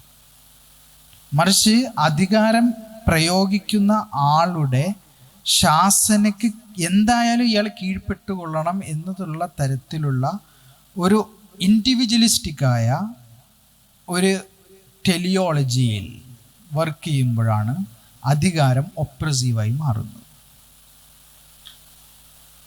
ഇത് രണ്ടും, ഈ അധികാരത്തിൻ്റെ രണ്ട് പ്രയോഗങ്ങളും സൂക്ഷ്മമായി മനസ്സിലാക്കിയില്ലെങ്കിൽ നമുക്ക് അതിനകത്ത് മക്കിൻ്റെറ വായിക്കുമ്പോൾ പ്രോബ്ലംസ് വരും. അതുകൊണ്ടാണ് കൊളോണിയലിസം സംഭവിച്ചിട്ടില്ല, ലോകത്തുണ്ടായിട്ടില്ല, യൂറോസെൻട്രിസം ഇല്ല, യൂറോപ്പിൻ്റെ ഇൻസ്റ്റിറ്റ്യൂഷൻസ് ലോകത്ത് മൊത്തം ബെനിഫിറ്റ്സും വെൽഫെയറും മാത്രം ഉണ്ടാക്കിയിട്ടുള്ളൂ എന്ന് പറയുന്ന ഒരു ചിന്തകൻ അലിസ്റ്റെയർ മക്കൻ്റെയറിനെ വായിക്കുമ്പോൾ അദ്ദേഹം മനസ്സിലാക്കിയിട്ടുള്ള അതോറിറ്റി മക്കൻ്റെയറിലേക്ക് ആട്രിബ്യൂട്ട് ചെയ്യുമ്പോൾ ഇങ്ങനെയുള്ള ഒരു പ്രോബ്ലം കൂടി അതിനുണ്ട് എന്ന് ആണ് ഞാൻ പറഞ്ഞത്. സോ മക്കൻ്റെയറിൻ്റെ ഒരു പ്രധാനപ്പെട്ട കൊട്ടേഷൻ ഇതാണ് ഇൻസ്റ്റിറ്റ്യൂഷനെ കുറിച്ചിട്ട് പറയുമ്പോൾ: without practices institutions will not survive. Without institutions, practices could not survive. നമ്മൾ ആ ഓരോ വീടും അതിൽ വളരെ ഇമ്പോർട്ടൻ്റ് ആണ്. പ്രാക്ടീസുകളില്ലാതെ ഇൻസ്റ്റിറ്റ്യൂഷൻസ് സർവൈവ് ചെയ്യില്ല. ഇപ്പോൾ വഫി കോളേജ് അല്ല, വാഫി കോളേജ് ഒരു ഇൻസ്റ്റിറ്റ്യൂഷനാണ്. ആ ഇൻസ്റ്റിറ്റ്യൂഷൻ്റെ പ്രാക്ടീസ് എന്ന് പറയുന്നത് നോളജ് ഷെയർ ചെയ്യുക എന്നുള്ളത്, നോളജ് ഇമ്പാർട്ട് ചെയ്യുക എന്നുള്ളതാണ്. അപ്പം നോളജ് ഇമ്പാർട്ട് ചെയ്യുന്നില്ല എന്ന് വെച്ചോളൂ, നാളെ മുതൽ വാഫി കോളേജിൽ നോളജ് കൊടുക്കുന്നതല്ല എങ്കിൽ പിന്നെ വാഫി കോളേജ് ഇല്ല, അത് എക്സിസ്റ്റ് ചെയ്യില്ല, സർവൈവ് ചെയ്യില്ല. ഇനി വഫി കോളേജ് വേണ്ട, ഞാൻ വീട്ടിലിരുന്ന് പഠിച്ചോളാം എന്ന് അവിടുത്തെ സ്റ്റുഡൻസ് എല്ലാം തീരുമാനിച്ചിട്ട് കോളേജിൽ നിന്ന് ഒരു ദിവസം രാത്രി ഇറങ്ങിപ്പോയിട്ട് അവർ വീട്ടിലിരിക്കുകയാണ് എങ്കിൽ ആ പ്രാക്ടീസസ് സർവൈവ് ചെയ്യാനുള്ള സാധ്യതയില്ല. ചിലപ്പോൾ ചെയ്തേക്കാം, പക്ഷേ ചെയ്യാനുള്ള, അതാണ് കുഡ് നോട്ട് സർവൈവ് എന്ന് പറയുന്നത്. മറ്റേത് വിൽ നോട്ട് സർവൈവ് ആണ്, ഇത് കുഡ് നോട്ട് സർവൈവ് ആണ്. കനോട്ടല്ല, കുഡ് നോട്ട് എന്ന് പറയുന്ന ഒരു പ്രോബബിലിറ്റി, ചെറിയ സാധ്യത ഉണ്ടാവും. കാരണം അതിൽ ഒന്നോ രണ്ടോ പേര് ചിലപ്പോൾ മാറി നിന്നിട്ട് ചിന്തിക്കും. ഇപ്പോൾ രമണ മഹർഷി എന്ന് പറഞ്ഞിട്ടൊരു മഹർഷിയുണ്ട്. പുള്ളി ഇതിന്നൊക്കെ ഒഴിഞ്ഞു പോയിട്ട് കാട്ടിലിരുന്ന് സ്വയം പഠിച്ചിട്ടുള്ള ആളാണ്. പക്ഷെ അദ്ദേഹത്തിന് ഒരു ഇൻസ്റ്റിറ്റ്യൂഷൻ ഇല്ലാതെ സർവൈവ് ചെയ്യാൻ പറ്റി. പക്ഷെ അദ്ദേഹത്തിൽ നിന്നൊരു ഇൻസ്റ്റിറ്റ്യൂഷൻ അവിടെ വളർന്നു, അത് വേറൊരു കാര്യം. അങ്ങനെ സാധ്യതയുണ്ട്, വളരെ അപൂർവമായിട്ട് അങ്ങനെ സംഭവിക്കാം എന്നുള്ളതാണ്. അപ്പോൾ ഇൻസ്റ്റിറ്റ്യൂഷനും പ്രാക്ടീസുകളും പരസ്പരം ബന്ധിതമാണ്, പരസ്പരം ഗിവ് ആൻഡ് ടേക്ക് ആണ്. ഇത് രണ്ടും അനിവാര്യമാണ്. ആദ്യത്തേതിന് മറ്റേതില്ലാതെ നിലനിൽക്കാൻ കഴിയില്ല, മറ്റേതിന് ഒരു ചെറിയ സാധ്യത മാത്രമേ ഉള്ളൂ. Yet virtues are what enables practices to resist the corruptive power of institutions. ഇൻസ്റ്റിറ്റ്യൂഷൻസിൻ്റെ ഒരു വലിയ സാധ്യത അത് കറപ്റ്റ് ആവാനുള്ള സാധ്യതയാണ്. കറപ്റ്റ് ആവാനുള്ള പൊട്ടൻഷ്യൽ ഇൻസ്റ്റിറ്റ്യൂഷൻസിനുണ്ട്. ആ ഇൻസ്റ്റിറ്റ്യൂഷൻസ് ഗൈഡ് ചെയ്യുന്ന ആളുകൾക്ക് വരുന്ന ടെലിയോളജി എന്ന് പറഞ്ഞാൽ അവരുടെ ആഹ്റം. ചില ആളുകളുടെ ആഹ്റം ദുനിയാവായിരിക്കും, ചില ആളുകളുടെ ആഹ്റം തന്നെയായിരിക്കും. അപ്പോൾ ആ ആഹ്റം അവരുടെ ഓറിയൻറ്റേഷൻ എങ്ങനെയാണ് എന്നുള്ളത്, ഇപ്പോൾ ശ്രീനാരായണ ഗുരു തുടങ്ങിയ SNDPയുടെ നേതാവാണ് വെള്ളാപ്പള്ളി നടേശൻ എന്ന് പറയുന്ന പോലുള്ള. അപ്പോൾ ഒരു ഇൻസ്റ്റിറ്റ്യൂഷൻസ് കറപ്റ്റ് ആകുക എന്ന് പറയുന്നത് അതിനെ ഗൈഡ് ചെയ്യുന്ന ആളുകളുടെ മോട്ടിവേഷനും അഭിപ്രേരണകളും ഫിലോസഫിയും ഔട്ട്ലുക്കും ഒക്കെ അനുസരിച്ചിരിക്കും. പക്ഷെ അങ്ങനെയാണെങ്കിൽ പോലും virtues are what enables practices to resist the corruptive power of institutions. ഈ ഇൻസ്റ്റിറ്റ്യൂഷൻസ് കേടാകാതെ നിൽക്കാനുള്ള അതിൻ്റെ ശക്തിയെ വിർച്യൂസിന് സംരക്ഷിക്കാൻ കഴിയും എന്നുള്ളതാണ്. അപ്പോൾ അത് എബോവ് ഷോൺ തിങ്കേഴ്സ് ടോപ്പിൽ this perception from bottom up. ഞാനിപ്പോൾ നേരത്തെ വായിച്ച 4 പേരും ഈ ചിന്തേനെ തല തിരിച്ചിടുകയാണ് ചെയ്യുന്നത്. ഇൻസ്റ്റിറ്റ്യൂഷൻസ് ആണ് ഇമ്പോർട്ടൻറ്റ്, പ്രാക്ടീസസ് അല്ല ഇമ്പോർട്ടൻറ്റ്, വിർച്യൂസ് അല്ല ഇമ്പോർട്ടൻറ്റ്. ഇൻസ്റ്റിറ്റ്യൂഷൻസ് അവിടെ അങ്ങനെ ഉണ്ടെങ്കിൽ ബാക്കിയുള്ളതെല്ലാം തനിയെ ഉണ്ടായിക്കൊള്ളൂ എന്നുള്ളതാണ്. പക്ഷേ ഇൻസ്റ്റിറ്റ്യൂഷൻസ് എന്ന് പറയുന്നത് വിർച്യൂ ഇല്ലാതെ അത് കറപ്റ്റ് ആവുന്ന ഒന്നാണ്. ഇൻസ്റ്റിറ്റ്യൂഷൻസ് ഇല്ലാതെ പ്രാക്ടീസ് ഇല്ലാതെ ഇൻസ്റ്റിറ്റ്യൂഷൻസ് നിലനിൽക്കുകയും ഇല്ല. അതാണ് അതിൻ്റെ ഒരു പോയിന്റ്. ഇനി എങ്ങനെയാണ് മക്കിൻ്റെയർ, ഞാൻ പറഞ്ഞു എൻ്റെ 3ാമത്തെ പോയിന്റ്. മക്കിൻ്റെയർ എപ്പോഴാണ് വായിക്കുന്നത്, ആരാണ് വായിക്കുന്നത് എന്നുള്ളത് ഇമ്പോർട്ടൻ്റ് ആണ്. 3ാമത്തേത് എങ്ങനെയാണ് വായിക്കേണ്ടത്. അതിലൊരു എക്സാമ്പിൾ അദ്ദേഹം മുന്നോട്ട് വെക്കുന്നൊരു എക്സാമ്പിളാണ് സെയിൻറ്റ് ബെനഡിക്റ്റ് എന്ന് പറയുന്ന ആൾ. അതിൽ അദ്ദേഹം പറയുന്ന പോയിന്റ്, ആ പുസ്തകം അവസാനിക്കുന്ന സെൻറ്റൻസ് ഇങ്ങനെയാണ്: we are not waiting for Godot but another doubtless very different Saint Benedict. നമ്മൾ ഗോദോയെ കാത്തിരിക്കുകയല്ല, പക്ഷേ വളരെ വ്യത്യസ്തനായ മറ്റൊരു സെയിൻറ്റ് ബെനഡിക്റ്റിനെ കാത്തിരിക്കുകയാണ് എന്നാണ്. ഗോദോയെ കാത്തെന്ന് പറഞ്ഞിട്ടൊരു നാടകമുണ്ട്, വെയിറ്റിംഗ് ഫോർ ഗോദോ എന്ന് പറഞ്ഞിട്ടൊരു പ്ലേ. അത് ഈ മോഡേൺ ലിറ്റററി മോഡേണിസത്തിൽ വരുന്ന ഒരു പോസ്റ്റ് മോഡേണിസത്തിൻ്റെ തുടക്കം എന്നൊക്കെ പറയാറുന്ന ഒരു പുസ്തകമാണ്. സാമുവൽ ബെക്കറ്റ് എന്ന് പറയുന്ന ആളാണ് അദ്ദേഹം. അദ്ദേഹത്തിന് കുറച്ച് ഈ മിസ്റ്റിക്കൽ തോട്ടൊക്കെ ഉള്ള ആളാണ്. ശരിക്കും വെയിറ്റിംഗ് ഫോർ ഗോദോ അതിൻ്റെ കഥ അത് മലയാളത്തിലേക്ക് കടമ്മനിട്ട രാമകൃഷ്ണൻ വിവർത്തനം ചെയ്തിട്ട് DC ബുക്സ് ഇറക്കിയിട്ടുണ്ട്.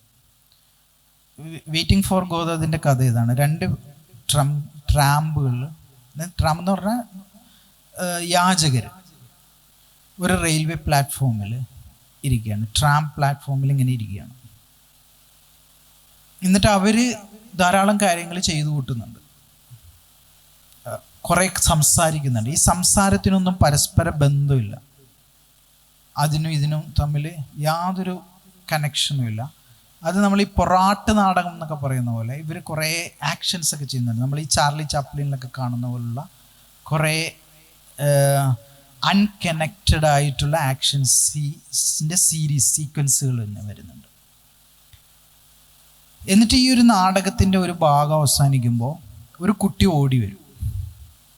ആ കുട്ടി ഓടി വന്നിട്ട് ഇവരോട് പറയും, ഇവരവിടെ ഈ 2 ട്രാംസ്, വ്ളാഡിമർ ആൻഡ് ഏസ്ട്രജൻ എന്നാണ് ഇവരുടെ പേര്. ഇവരോട് വന്നിട്ട് ആ കുട്ടി പറയും, അതെ നിങ്ങൾ ഗോദോയെ കാത്തിരുന്നത് വെറുതെയാണ്, ഇന്ന് ഗോദോ വരില്ല, നാളെ വരുള്ളൂ എന്ന് പറയും. എന്നിട്ട് അടുത്ത ദിവസവും അവർ ഇതുപോലെ പ്ലാറ്റ്ഫോമിൽ ഗോദോയെ കാത്തിരിക്കുന്നു, പലതരത്തിലുള്ള ചേഷ്ടകൾ ചെയ്യുന്നു, ഡയലോഗുകൾ പറയുന്നു. അതിൽ വ്ളാഡിമർ ആത്മഹത്യ ചെയ്യാൻ പോകുന്നുണ്ട്, അപ്പോൾ അയാളെ പിടിച്ച് ഇറക്കുന്നുണ്ട്. അങ്ങനെയൊക്കെയുള്ള ധാരാളം എന്താ പറയുക, ഈ സ്ലാപ്സ്റ്റിക്സ് അതിൽ വരുന്നു. അത് തീരുമ്പോഴും ഒരു കുട്ടി ഓടി വന്നിട്ട് പറയുന്നു, ഗോദോ ഇന്ന് വരില്ല, നാളെയാണ് വരുന്നത് എന്ന് പറയുന്നു. ഇതിന് മിസ്റ്റിക്കൽ റീഡിംഗ് ഉണ്ട്. മിസ്റ്റിക്കൽ റീഡിംഗ് എന്ന് പറഞ്ഞാൽ ഒരു കുട്ടിയാണല്ലോ വരുന്നത്. നമ്മൾ ഈ ഭൂമിയിലെ നമ്മളുടെ എല്ലാ ആക്റ്റുകളും വ്ളാഡിമറും ഈസ്ട്രജനും ഒക്കെ ചെയ്യുന്ന പോലുള്ള സ്ലാപ്സ്റ്റിക്കുകളാണ്, മീനിങ്ലെസ് ആയിട്ടുള്ള കാര്യങ്ങളാണ്. ഇപ്പോൾ ഒരു എക്സാമ്പിൾ പറയുകയാണെങ്കിൽ, നമ്മളൊരു റെയിൽവേ സ്റ്റേഷനിൽ 2 മണിക്കൂർ വെയിറ്റ് ചെയ്ത് ഒരു ട്രെയിൻ കയറുന്നു, എന്നിട്ട് കോഴിക്കോട് പോകുന്നു, എന്നിട്ട് ആരൊക്കെ ഉണ്ടാക്കി വെച്ചിട്ടുള്ള ബിരിയാണി കഴിച്ചിട്ട് വീണ്ടും ഒരു 3 മണിക്കൂർ ട്രെയിൻ കാത്ത് വേറെ സ്ഥലത്തേക്ക് പോകുന്നു. നമ്മൾ ചെയ്യുന്ന കാര്യങ്ങളെല്ലാം നമ്മളൊന്ന് വെളിയിൽ നിന്നിട്ട് നോക്കുകയാണെങ്കിൽ അതൊരു വളരെ മീനിങ്ലെസ് ആയ ഒരു എക്സസൈസ്. ദുനിയാവിലെ ജീവിതം അങ്ങനെയാണെന്ന് നമുക്ക് തോന്നും. അപ്പം നമ്മൾ കാത്തിരിക്കുന്നത് ഇതിൽ നിന്നെല്ലാം ഉള്ള ഒരു വിമോചകനെ കാത്തിരിക്കും. മോക്ഷം കാത്തു നിൽക്കുകയാണ്. അല്ലെങ്കിൽ ഗോഡോറ്റിൻ്റെ വേറൊരു പേര് ഗോഡ് എന്നുള്ളതാണ്. ഗോഡിനെ കാത്തിരിക്കുകയാണ്. അപ്പം നമുക്ക് ഈ വെയിറ്റിംഗ് ഇങ്ങനെ വെയിറ്റ് ചെയ്തുകൊണ്ടിരിക്കുക എന്നുള്ളതാണ്. ഇന്നില്ല, നാളെ ഇല്ല, മറ്റന്നാളില്ല, ഇങ്ങനെ വെയിറ്റ് ചെയ്തുകൊണ്ടിരിക്കുക എന്നുള്ള. ഇത് യൂറോപ്പിൽ കണ്ടത്, ഈ നാടകം സ്ക്രീൻ ചെയ്തപ്പോൾ യൂറോപ്പ് കണ്ടത് ഒരു തമാശ കഥ പോലെയാണ്. ആളുകൾ ചിരിക്കുകയാണ് ചെയ്തത്. യൂറോപ്പിൽ പല തിയേറ്ററുകളിലും ഇത് പ്ലേ ചെയ്തപ്പോൾ അവിടെ ഭയങ്കര, ആ തിയേറ്ററിൻ്റെ വെളിയിൽ ഒരു അട്ടഹാസം, ഭയങ്കര ലാഫ്റ്ററാണ് വന്നത്. പലസ്തീനിൽ ഇത് കാണിച്ചപ്പോൾ അവിടെയുള്ള ആളുകളൊക്കെ കരയായിരുന്നു എന്നാണ് പറഞ്ഞത്. മീൻസ് അവർക്ക് അതിൻ്റെ മീനിങ് മനസ്സിലായി. കാരണം ഈ വിമോചനം എന്ന് പറയുന്നത് നീട്ടിവെക്കപ്പെട്ടുകൊണ്ടിരിക്കുന്ന ഒരു പുലരിയില്ലാത്ത എന്താ പറയുക, ഒരു ദുസ്വപ്നങ്ങളുടെ പരമ്പരയാണ് അവർക്ക്. അപ്പം അങ്ങനെയുള്ള ഒരു ധാരാളം മീനിങ്സ് ഉള്ള ഒരു നാടകമാണ്. പക്ഷേ ഇതിൻ്റെ ഒരു പ്രോബ്ലം, അലിസ്ഡെയർ മക്കൻഡെയർ പറയുന്നത് പോലെ നിഹിലിസം, ഒരു മോറൽ നിഹിലിസമുണ്ട്. അതായത് നമുക്ക് ദുനിയാവിലൊരു പ്രതീക്ഷയില്ലെങ്കിൽ, ഒരു മീനിങ്ങും ഇല്ലെങ്കിൽ, പിന്നെ ഈ ചെയ്യുന്നതൊക്കെ വളരെ ഒരു സ്ലാപ്സ്റ്റിക് ആണെന്ന് നമുക്ക് തോന്നിപ്പോകുന്നു. ആ അവസ്ഥയിൽ വിർച്യു നിലനിൽക്കില്ല. വിർച്യു നിലനിൽക്കണമെങ്കിൽ ഗോദോയെ കാത്തല്ല വരേണ്ടത്. അവിടെ ഒരു സെയിൻറ്റ് ബെനഡിക്റ്റിൻ്റെ ആവശ്യമുണ്ട്. ആ സെയിൻറ്റ് ബെനഡിക്റ്റ് എന്ന് പറയുന്നത് അദ്ദേഹം ഒരു സെയിൻറ്റ് അഗസ്റ്റിൻ, അദ്ദേഹം തോമിസ്റ്റാണ്. സെയിൻറ്റ് തോമസ് അക്വിനാസിൻ്റെ ആ പാരമ്പര്യത്തിൽ വരുന്ന ആളാണ്. പക്ഷേ നമ്മൾക്ക് അതിനെ ഇന്ത്യൻ കോണ്ടെക്സ്റ്റിലും ഇസ്ലാമിക് കോണ്ടെക്സ്റ്റിലും ഒക്കെ വായിക്കാം. ഈ സെയിൻറ്റ് ബെനഡിക്റ്റിൻ്റെ ഒരു ചരിത്രം എന്താന്ന് പറഞ്ഞാൽ, റോമൻ എംപയർ തകർന്നടിയുമ്പോഴാണ് സെയിൻറ്റ് ബെനഡിക്റ്റിൻ്റെ ചിന്തകൾ കടന്നു വരുന്നത്. അതായത് 2-3 കാര്യങ്ങളുണ്ട്. ഒന്ന്, അവിടെ ഒരു മോറൽ കോമ്പസ് നഷ്ടപ്പെടുന്നു, ആളുകൾക്ക് ഒരു ദിശാബോധം നഷ്ടപ്പെടുന്നു, അവർക്കൊരു ധാർമ്മിക യുക്തി ഇല്ലാതെ വരുന്നു. ശരിക്കും ആർക്കും നിഹിലിസ്റ്റ് ആവാൻ പറ്റിയ ഒരു കാലമായിരുന്നു. ഭയങ്കരമായ എക്സസൈസ് ഓഫ് പവർ. ഇന്ത്യയിൽ നമ്മൾ ഇന്ന് കാണുന്ന പോലുള്ള ഒരു ഫാസിസ്റ്റ് ഗവൺമെൻറ്റിൻ്റെ, ഓട്ടോക്രാറ്റിക് ആയിട്ടുള്ള ഒരു ഗവൺമെൻറ്റിൻ്റെ പലതരത്തിലുള്ള കമാൻഡ്സ് ഇങ്ങനെ വന്നുകൊണ്ടിരിക്കുന്ന ഒരു കാലം. അതിൽ സെയിൻറ്റ് ബെനഡിക്റ്റ് പറഞ്ഞത്, അതിങ്ങനെ നിരാശപ്പെട്ടുകൊണ്ട് കാര്യമില്ല. നിങ്ങളുടെ ഈ മോറൽ കോമ്പസ് നഷ്ടപ്പെടുന്നത്, ലൈഫിൽ പ്രതീക്ഷ നഷ്ടപ്പെടുന്നതിൽ അങ്ങനെ ഒരു നിഹിലിസ്റ്റായിട്ട് മാറേണ്ട കാര്യമില്ല. അല്ലെങ്കിൽ ഏതോ ഒരു കാലത്ത് വരാനിരിക്കുന്ന മിശിഹാക്ക് വേണ്ടിയിട്ട്, അല്ലെങ്കിൽ മഹദിക്ക് വേണ്ടിയിട്ട് ഇങ്ങനെ ഇരിക്കേണ്ട കാര്യമൊന്നുമില്ല. നിങ്ങൾക്ക് ചെയ്യാനുള്ളത് ചെറിയ ചെറിയ കമ്മ്യൂണിറ്റികൾ ഉണ്ടാക്കുക എന്നുള്ളതാണ്. ആ ചെറിയ കമ്മ്യൂണിറ്റികൾ ഇത്തരം കാര്യങ്ങളിലാണ് ഫോക്കസ് ചെയ്യേണ്ടത്. ഒന്ന് പ്രേയർ, പ്രാർത്ഥന. 2 ലേണിംഗ്, പഠനം. 3 ഒബീഡിയൻസ്, ട്രൂ അതോറിറ്റിനോടുള്ള റെസ്പെക്റ്റ്. 4 ഹോസ്പിറ്റാലിറ്റി, ആതുരത, ആതുര സേവനം, ആതിഥ്യ മര്യാദ, അഭയം കൊടുക്കുക. ഈ 4 കാര്യങ്ങൾ ഫോക്കസ് ചെയ്തുകൊണ്ടുള്ള കമ്മ്യൂണിറ്റികൾ ഉണ്ടാക്കാനാണ് സെയിൻറ്റ് ബെനഡിക്റ്റ് പറഞ്ഞത്. പക്ഷെ ഈ 4 കാര്യങ്ങളും ഈ വിർച്വലിനെല്ലാം ക്യാപിറ്റലിസ്റ്റ് ടെലിയോളജിയിൽ അതിൻ്റേതായിട്ടുള്ള അർത്ഥങ്ങൾ വരുന്നുണ്ട്. Prayer as money making practice. നമ്മളിപ്പോൾ പ്രാർത്ഥന എന്ന് പറയുന്നത് ആ അർത്ഥത്തിൽ വലിയ പ്രാർത്ഥനയൊന്നുമല്ല. പിരിവിന് വേണ്ടിയിട്ട് ഇപ്പോൾ പ്രാർത്ഥനകളുണ്ട്. പിരിക്കാനുള്ള ഒരു മെത്തഡോളജി ആയിട്ട് പ്രാർത്ഥനയെ ഡെവലപ്പ് ചെയ്തെടുക്കുന്നുണ്ട്. ഇൻസ്റ്റിറ്റ്യൂഷൻസ് സ്ഥാപിക്കാൻ വേണ്ടിയിട്ട് പ്രാർത്ഥനയാണ് ഉപയോഗിക്കുന്നുണ്ട്. അത് സെയിൻറ്റ് ബെനഡിക്റ്റിൻ്റെ പ്രാർത്ഥനയല്ല. 2 learning as obtainment of skills to work. ഞാൻ നേരത്തെ പറഞ്ഞ പോലെ ഹ്യൂമൻ ഒരു റിസോഴ്സ് ആകുന്ന, കണ്ണും മൂക്കൊക്കെയുള്ള ഒരു റോ മെറ്റീരിയൽ ആകുന്ന ഒരു ലോകത്തിന് വേണ്ടി പണിയെടുക്കാൻ വേണ്ടിയിട്ടുള്ള സ്കില്ല് ആകുന്ന ഒരു രീതിയിൽ ലേണിംഗ് വരാറുണ്ട്. നോളജ് എക്കോണമിയിൽ ജീവിച്ചു പോകാൻ വേണ്ടിയിട്ട് പഠിക്കുന്ന ഒരു കാലം. 3 ഒബീഡിയൻസ് എന്ന് പറഞ്ഞാൽ, ഞാൻ നേരത്തെ പറഞ്ഞ പോലെ ഏതെങ്കിലും ഒരു അതോറിറ്റീനെ അനുസരിക്കുന്ന, നമുക്ക് റീസണിങ് മനസ്സിലാകാതെ എന്തിനു വേണ്ടി അനുസരിക്കുന്നു, ഇൻസഫിഷ്യൻറ്റ് റീസണിങ് നൽകാതെ നമ്മളോട് ഒബീഡിയൻസ് ആവശ്യപ്പെടുന്ന ഒരു സർവേയിലായിട്ടുള്ള ഒരു അനുസരണ, അതിലേക്ക് പോകുന്നുണ്ട്. 4 ഹോസ്പിറ്റാലിറ്റി എന്ന് പറയുന്നത് എന്തെങ്കിലും ഒരു റിട്ടേൺ കിട്ടാൻ വേണ്ടിയിട്ട് നമ്മൾ ഹോസ്പിറ്റാലിറ്റി കൊടുക്കുന്നുണ്ട്.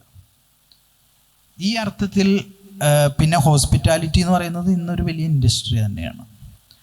അപ്പോൾ ആ ഒരു ഇതിനെല്ലാം ക്യാപിറ്റലിസ്റ്റ് ടെലിയോളജിയിൽ വ്യത്യാസം വരുന്നുണ്ട്. അപ്പോൾ ഈ 4 കാര്യങ്ങളും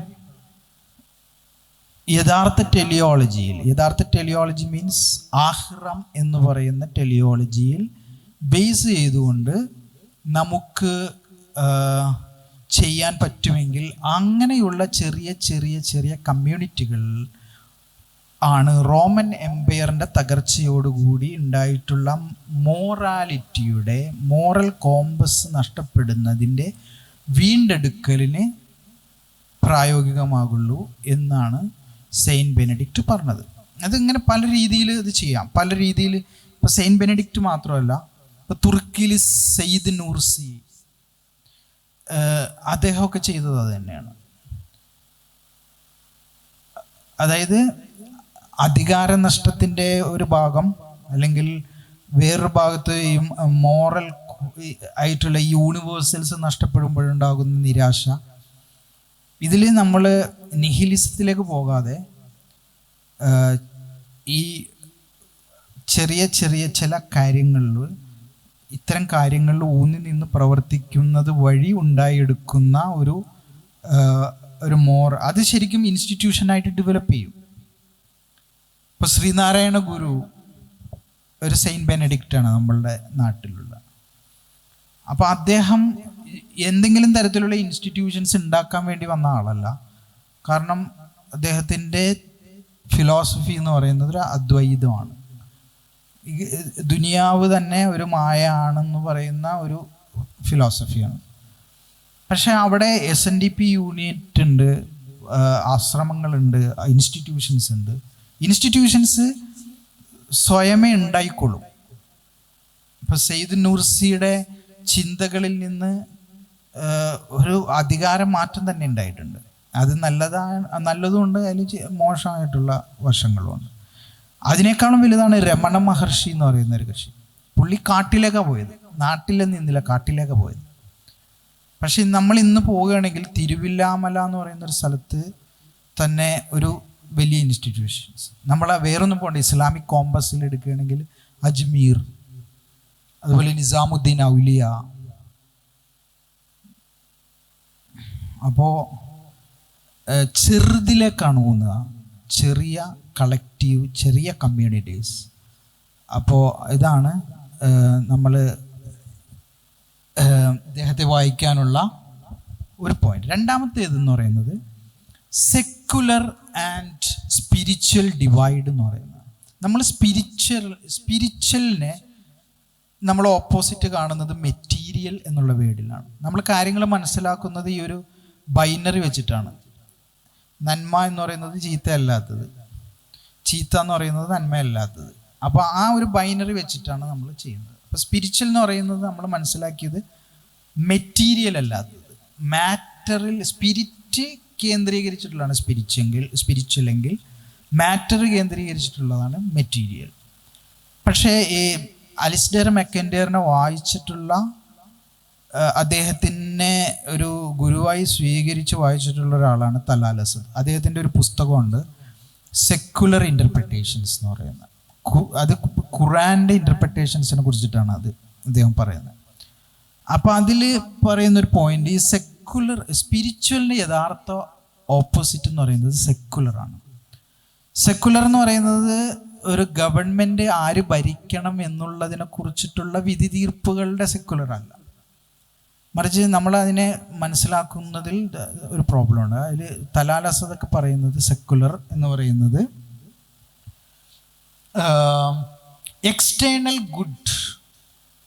എക്സ്റ്റേണൽ ഗുഡിനെ റെസ്പെക്റ്റ് ചെയ്യുന്ന ഒരു കാര്യമാണ്. നന്മ എന്ന് പറയുന്നത് വെളിയിൽ കാണുന്ന സാധനമാണ്, എക്സ്റ്റേണലൈസ് ചെയ്യപ്പെടുന്ന ഒരു കാര്യമാണ്. രണ്ടാമത്തേത് view of the matter and entire ecology as A consumable good. ഈ പദാർത്ഥം എന്ന് പറയുന്നത്, ഇക്കോളജി എന്ന് പറയുന്നത് ഒരു കൺസ്യൂമബിൾ ഗുഡാണ്. നമുക്ക് ഉപയോഗിക്കാൻ കഴിയുന്ന,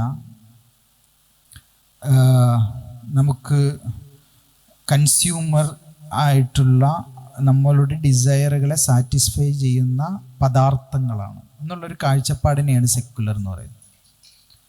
കാരണം സ്പിരിച്വൽ എന്ന് പറയുന്നത് എല്ലായിടത്തും, പ്രപഞ്ചത്തിൽ എല്ലായിടത്തും അള്ളാഹുവിൻ്റെ, ഗോഡിൻ്റെ, ഡിവൈനിൻ്റെ മാനിഫെസ്റ്റേഷൻസ് കാണുന്നതിനെയാണ് നമ്മൾ സ്പിരിച്വൽ എന്ന് പറയുന്നത്. ആ ഒരു ഡിവൈൻ മാനിഫെസ്റ്റേഷൻസ് എല്ലായിടത്തും കാണുകയും അങ്ങനെ എല്ലായിടത്തും കാണുമ്പോൾ ഒരാൾക്ക് സംഭവിക്കുന്ന മാനസാന്തരത്തിൽ നിന്ന് സമൂഹത്തിൻ്റെ ഇടപെടലുകളിൽ ആ ഒരു മാനസാന്തരപ്പെട്ടിട്ടുള്ള ഒരു ഹ്യൂമൻ ഉണ്ടാക്കുമ്പോൾ, അല്ലെങ്കിൽ ഹ്യൂമൻസിൻ്റെ കളക്റ്റീവ് ഉണ്ടാക്കുന്ന ബിഹേവിയറുകളാണ് മോറൽസ് എന്ന് പറയുന്നത്. ആ മോറൽസ് കൂടുതൽ വർക്ക് ചെയ്യുന്നത് ഞാൻ നേരത്തെ പറഞ്ഞ പോലെ മാർക്കറ്റുകൾ, ചെറിയ ചെറിയ കളക്റ്റീവുകൾ, പാഠശാലകൾ, സ്കൂളുകൾ, ഫാമിലീസ്, അവിടങ്ങളിലാണ്. അത്രയാണ് എൻ്റെ മോഡേണിറ്റി ആൻഡ് മോറൽ ഇമാജിനേഷൻസ് എന്ന് പറയുന്ന ഈ ഒരു അവതരണത്തിൻ്റെ content. Okay, thank you for listening to me. അസ്സലാമു അലൈക്കും. വളരെ നന്ദി സർ, വിദ്യാർത്ഥികൾക്ക് ഉപകാരപ്രദമായ സെഷൻ നൽകിയതിന്. സമയത്തിൻ്റെ പരിമിതി മൂലം നാം ഇൻട്രാക്ഷൻ സെക്ഷനിൽ നിന്ന് നേരെ അടുത്ത പ്രസൻറ്റേഷനുകളിലേക്ക് കടക്കുകയാണ്. അതിനുള്ള വിദ്യാർത്ഥികൾ തയ്യാറാണെന്ന് വിശ്വസിക്കുന്നു. അവതരിപ്പിക്കാനുള്ളവർ വാഫി ക്യാമ്പസ് കാളിക്കാവ് വിദ്യാർത്ഥികളായ അബൂബക്കർ മൊയ്തീൻ AP, ഹമീദ് ബഷീർ എന്നിവരാണ്.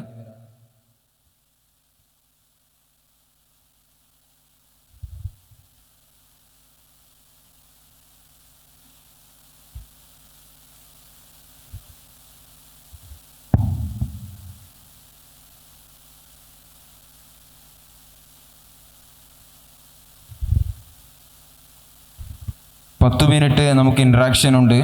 ഏറ്റവും പ്രധാനപ്പെട്ട ചോദ്യങ്ങൾ വിദ്യാർത്ഥികൾ ചോദിക്കേണ്ടതാണ്.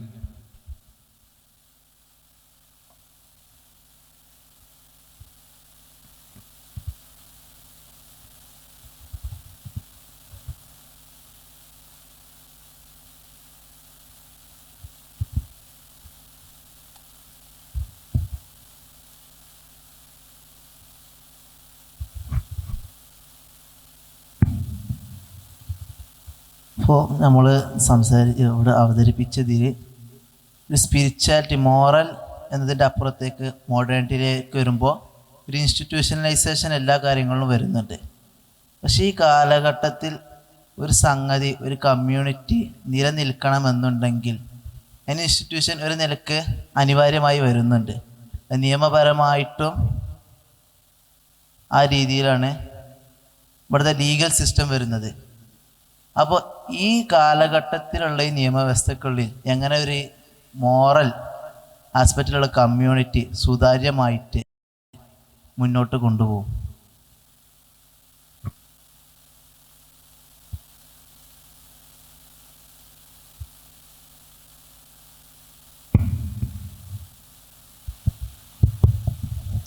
ഒന്ന് അതിൻ്റെ ഒരു കാര്യം ഇതാണ്, ഇൻസ്റ്റിറ്റ്യൂഷൻസ് ഇല്ലാതെ നമുക്ക് കമ്മ്യൂണിറ്റിക്ക് സർവൈവ് ചെയ്യാൻ കഴിയില്ല. അപ്പോൾ ഈ ഗിൽഡുകളായാലും വളരെ ഒരു നമ്മളിപ്പോൾ ഞാൻ നേരത്തെ ഓട്ടോറിക്ഷ എന്ന് പറയുന്നത്, അവിടെ ഒരു ബിൽഡിംഗ് ഒന്നും ഉണ്ടാവില്ല. നമ്മൾ ഈ സാധാരണ ഇൻസ്റ്റിറ്റ്യൂഷൻ എന്ന് പറയുമ്പോൾ ഒരു വളരെ കോൺക്രീറ്റ് ആയിട്ടുള്ളൊരു ഇൻസ്റ്റിറ്റ്യൂഷനാണ് പറയുന്നത്. പക്ഷേ വളരെ ഇംപ്ലൈഡ് ആയിട്ട് അബ്സ്ട്രാക്ട് ലെവലിൽ ഒരു ഇൻസ്റ്റിറ്റ്യൂഷൻ അവിടെ വർക്ക് ചെയ്യുന്നുണ്ട്. ഇൻസ്റ്റിറ്റ്യൂഷൻ ഇല്ലാതെ പ്രവർത്തനങ്ങൾ ഉണ്ടാവുക സാധ്യമാണ്. ആ ഇൻസ്റ്റിറ്റ്യൂഷൻസിന് കറപ്റ്റ് ആവാനുള്ള പല ലെവൽ വരും. ആ ലെവൽ വരുന്നത് ഒന്ന് എക്സ്റ്റേണൽ പ്രഷർ വഴിയാണ്. ഗവൺമെൻറ്റിൻ്റെ പുതിയ നിയമങ്ങൾ വരും. ആ നിയമങ്ങൾ വരുമ്പോൾ കുറേയും കൂടി ടാക്സ് അതുപോലുള്ള കാര്യങ്ങൾ വരും. അപ്പോൾ ഇൻസ്റ്റിറ്റ്യൂഷൻസ് കുറേയും കൂടെ അതിൻ്റെ ഒറിജിനൽ ഗോളിൽ നിന്ന് ഡയറക്റ്റ് ചെയ്യാനുള്ള പല പല അവന്യൂസ് അവർ തേടും. കാരണം ഇൻസ്റ്റിറ്റ്യൂഷൻസിന് പെട്ടെന്ന് കറപ്റ്റ് ആവാൻ പറ്റും. ഇപ്പോൾ വളരെ ആൾട്രൂയിസ്റ്റിക് ആയിട്ട് റൺ ചെയ്യുന്ന പല ഇൻസ്റ്റിറ്റ്യൂഷൻസിലും ചാർട്ടേഡ് അക്കൗണ്ടൻസ് രാത്രി 12 മണി വരെ പണിയെടുക്കുന്നുണ്ടാവും. എന്തിനാണ്? വളരെ ആൾട്രൂയിസ്റ്റിക് ആയിട്ട് നടക്കുന്നതാണല്ലോ. എന്തിനാണ് അവിടെ ചാർട്ടേഡ് അക്കൗണ്ടൻ്റ് എന്ന് ആരും ചോദിക്കാറില്ല. കാരണം അവർക്ക് അങ്ങനെയുള്ള ഒരു പ്രാക്ടീസിലൂടെ അല്ലാതെ ഇൻസ്റ്റിറ്റ്യൂഷൻസിനെ ഒരു സൊസൈറ്റിയിൽ സർവൈവ് ചെയ്യാൻ കഴിയില്ല. പക്ഷെ അവിടെയും നടക്കുന്നൊരു കാര്യം ഇതാണ്. ഒന്ന് വിർച്യു, ഇതിലേ പറയുന്ന ആഫ്റ്റർ വിർച്യു എന്നാണ്.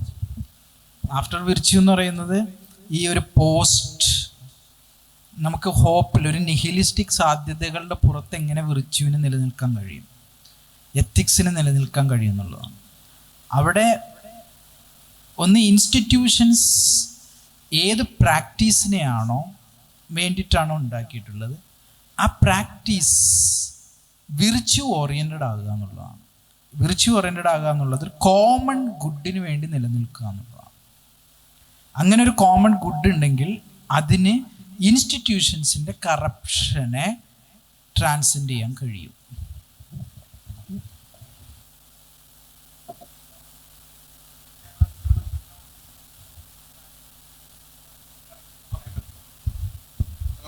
അനുഭവിച്ചുകൊണ്ടിരിക്കുന്ന ആൾക്കാരും കൂടെ ആയതുകൊണ്ട് ചോദിക്കണം.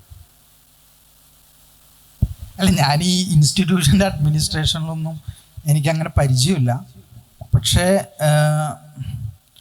എനിക്ക് 1-2 ചാർട്ടേഡ് അക്കൗണ്ടൻസിനെ അറിയാം. അപ്പോൾ അവർ ഇപ്പോൾ പല ഇൻസ്റ്റിറ്റ്യൂഷൻസിനും എന്താ പറയുക, ടാക്സ് അതുപോലുള്ള കാര്യങ്ങൾ വെട്ടിക്കാൻ വേണ്ടിയിട്ട് പല ട്രിക്കുകൾ പറഞ്ഞു കൊടുക്കാറുണ്ട്. അപ്പോൾ അതിൽ പലരും വീഴാറുണ്ട്. പ്രത്യേകിച്ചും ഈ പുതിയ ഗവൺമെൻറ് വന്നതിന് ശേഷം. ഞാൻ പറയുന്നത് ഇപ്പോൾ കേരളത്തിൽ ഒരുപാട്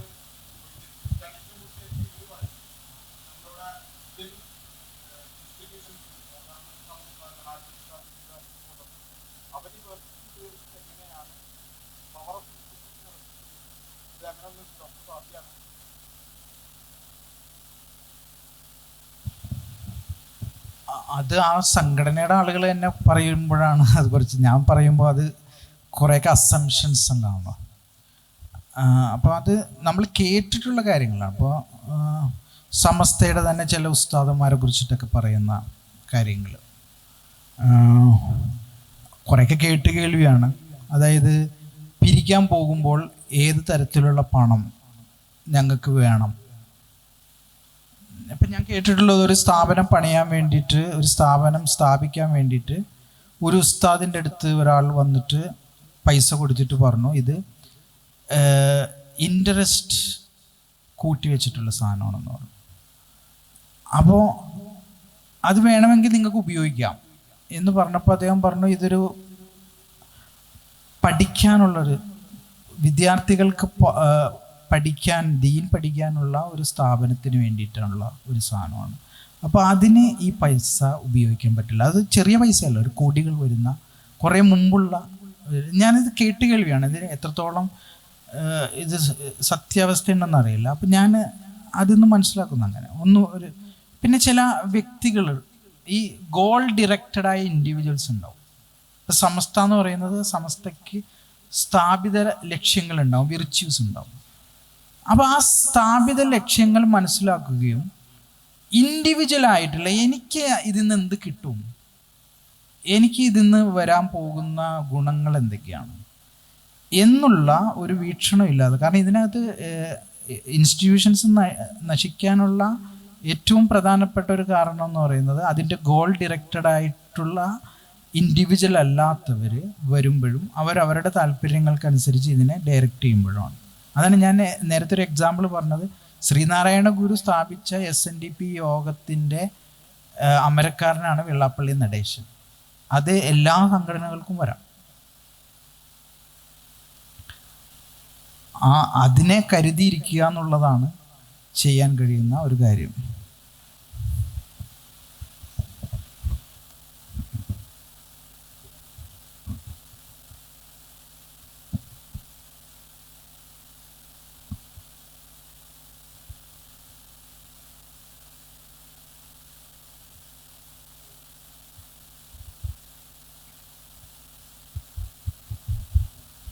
ഒരു കാര്യം കൂട്ടിച്ചേർക്കാനുള്ളത്,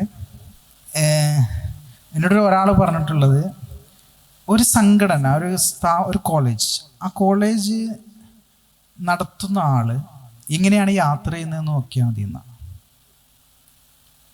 ഏത് രീതിയിലാണ് അദ്ദേഹം യാത്ര ചെയ്യുന്നത് എന്ന് നോക്കിയാൽ മതി എന്നാണ്. ഇപ്പം ഞാൻ പണ്ട് കോളേജ് പഠിച്ചുകൊണ്ടിരുന്ന സമയത്ത് KSRTC ബസ്സിൽ യാത്ര ചെയ്തപ്പോൾ എൻ്റെ തൊട്ടടുത്ത് ഇരുന്നത് MA ബേബിയാണ്. അപ്പോൾ മൂപ്പര് KSRTC ബസ്സിലാണ് അന്ന് യാത്ര ചെയ്തുകൊണ്ടിരുന്നത്. അപ്പോൾ അതേ പാർട്ടിയിലുള്ള ഒരാൾ ഇന്നെങ്ങനെയായിരിക്കും പോവുക എന്നൊന്ന് ഇമാജിൻ ചെയ്താൽ മതി. അല്ലെങ്കിൽ ഈ ജീവിത സൗകര്യങ്ങൾ വരുമ്പോൾ ഗോൾ ഡിറക്ഷൻ റീഡയറക്റ്റ് ആവുന്നുണ്ടോ എന്നുള്ളത് നോക്കിയാൽ മതി.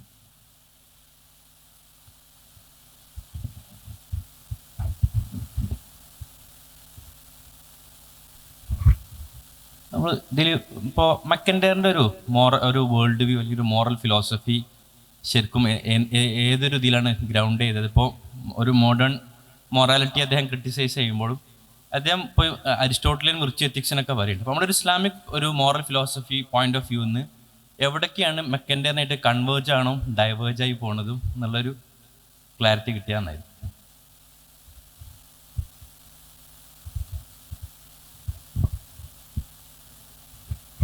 തലാൽ അസദ് അദ്ദേഹം ഒരു ഇൻ്റർവ്യൂവിൽ ഇങ്ങനെ ഒരു കൊട്ടേഷൻസ് പറയുന്നുണ്ട്. Tradition A has greater resources for answering individual B's problem that individual B's tradition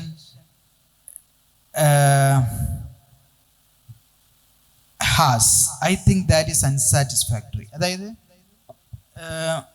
ഇപ്പം നമ്മൾ മക്കിൻഡെയറിനെ ഉപയോഗിക്കുന്നു. മക്കിൻഡെയറിനെ നമ്മൾ വായിക്കുന്നത് അദ്ദേഹം വേറൊരു ട്രഡീഷനിൽ നിന്നിട്ടാണ് ഇത് ആലോചിക്കുന്നത്.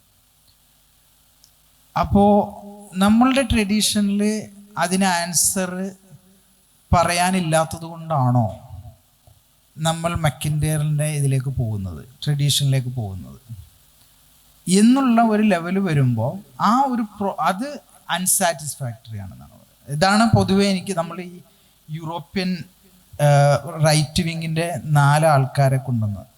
കാരണം അവർ അതിൽ കണ്ടത് ഒരു ക്രിസ്ത്യാനിറ്റിയുടെ ഐഡൻറ്റിറ്റീനെ സ്ഥിരപ്പെടുത്തുന്ന ഒരു ചിന്തകനായിട്ടാണ് അതിൽ കണ്ടത്.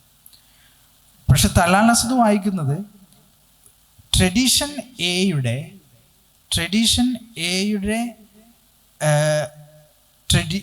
ഇൻഡിവിജ്വൽ എയുടെ ട്രഡീഷൻ അയാൾക്ക് ഉള്ള മോറൽ പ്രോബ്ലംസിന് ആൻസർ പറയാൻ അത്ര ഭദ്രമായിരിക്കും അത്. അദ്ദേഹത്തിന് ഇൻഡിവിജ്വൽ ബിയുടെ ട്രഡീഷനിലേക്ക് പോകേണ്ട കാര്യം ഇല്ല. ഇപ്പോൾ ഇപ്പോൾ ഞാൻ നേരത്തെ രമണ മഹർഷിയുടെ ഇത് പറഞ്ഞു, ആ സ്ട്രീമിൽപ്പെട്ട കുറേ ആളുകൾ ഇപ്പോൾ പുതിയ ജനറേഷൻ അവരെല്ലാം പറയുന്നത് നിങ്ങൾ ഈ ഇസ്ലാം കനോട്ട് ആൻസർ എത്തിക്കൽ മോറൽ എക്സിസ്റ്റൻഷ്യൽ പ്രോബ്ലംസ് എന്ന് പറയുന്ന ഒരു ഇതുണ്ട്. പ്രത്യേകിച്ചും നമ്മുടെ നരേന്ദ്രമോദിയുടെ ഇന്ത്യയിൽ അങ്ങനെയുള്ള ഒരു നരേറ്റീവിന് സാധ്യത കൂടുതലാണ്. പല അദ്വൈതം പറയുന്ന പല ആളുകളിലും ഈ രീതിയിലുള്ളൊരു ഇസ്ലാമോഫോബിയ പോലുള്ള സാധനങ്ങൾ വരുന്നുണ്ട്.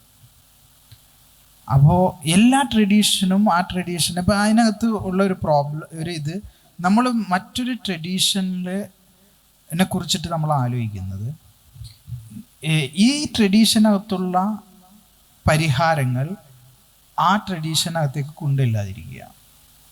മറിച്ച് ഞാൻ ആ ട്രഡീഷനിലായിരുന്നു, മക്കിൻ്റെയർ പറയുന്നൊരു പോയിൻ്റാണ്, ഞാൻ ആ ട്രഡീഷനിലായിരുന്നുവെങ്കിൽ ഞാൻ എങ്ങനെയാണ് പെരുമാറുക, ആ രീതിയിൽ നമുക്ക് ഒരു ട്രഡീഷനുമായിട്ട് സംവാദം സാധ്യമാകണം.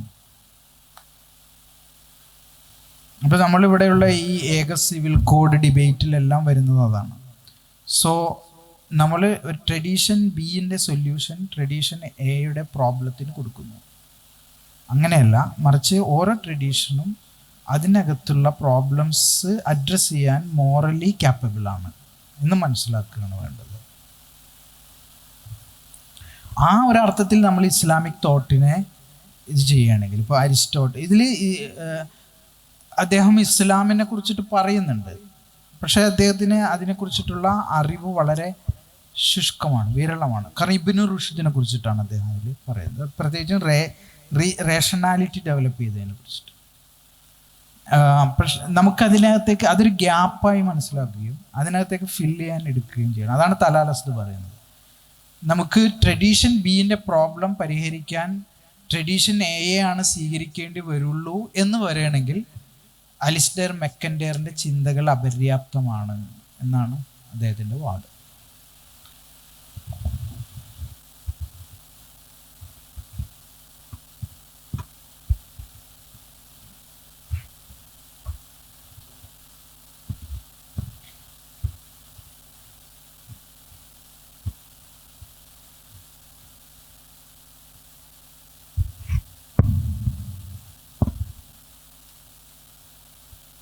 സമയക്രമത്തിൽ ചെറിയ മാറ്റമുണ്ട്. ഇതോടുകൂടി മഗ്‌രിബ് നമസ്കാരത്തിന് മുമ്പുള്ള സെഷനുകൾ അവസാനിക്കുകയാണ്. മഗ്‌രിബ് നമസ്കാര ശേഷം ഒരു പേപ്പർ പ്രസൻറ്റേഷനും തുടർന്ന് സൂഫി ഗായകൻ സമീർ ബിൻസിയുടെ മഹ്ഫിലെ റൂഹെ സ്പിരിച്വൽ സിംഫണി എന്ന പ്രോഗ്രാമും ഉണ്ടായിരിക്കുന്നതാണ്. ബാക്കിയുള്ള ഒരു പേപ്പർ പ്രസൻറ്റേഷൻ നാളെ രാവിലെ ആയിരിക്കും നടക്കുക എന്നും അറിയിക്കുന്നു.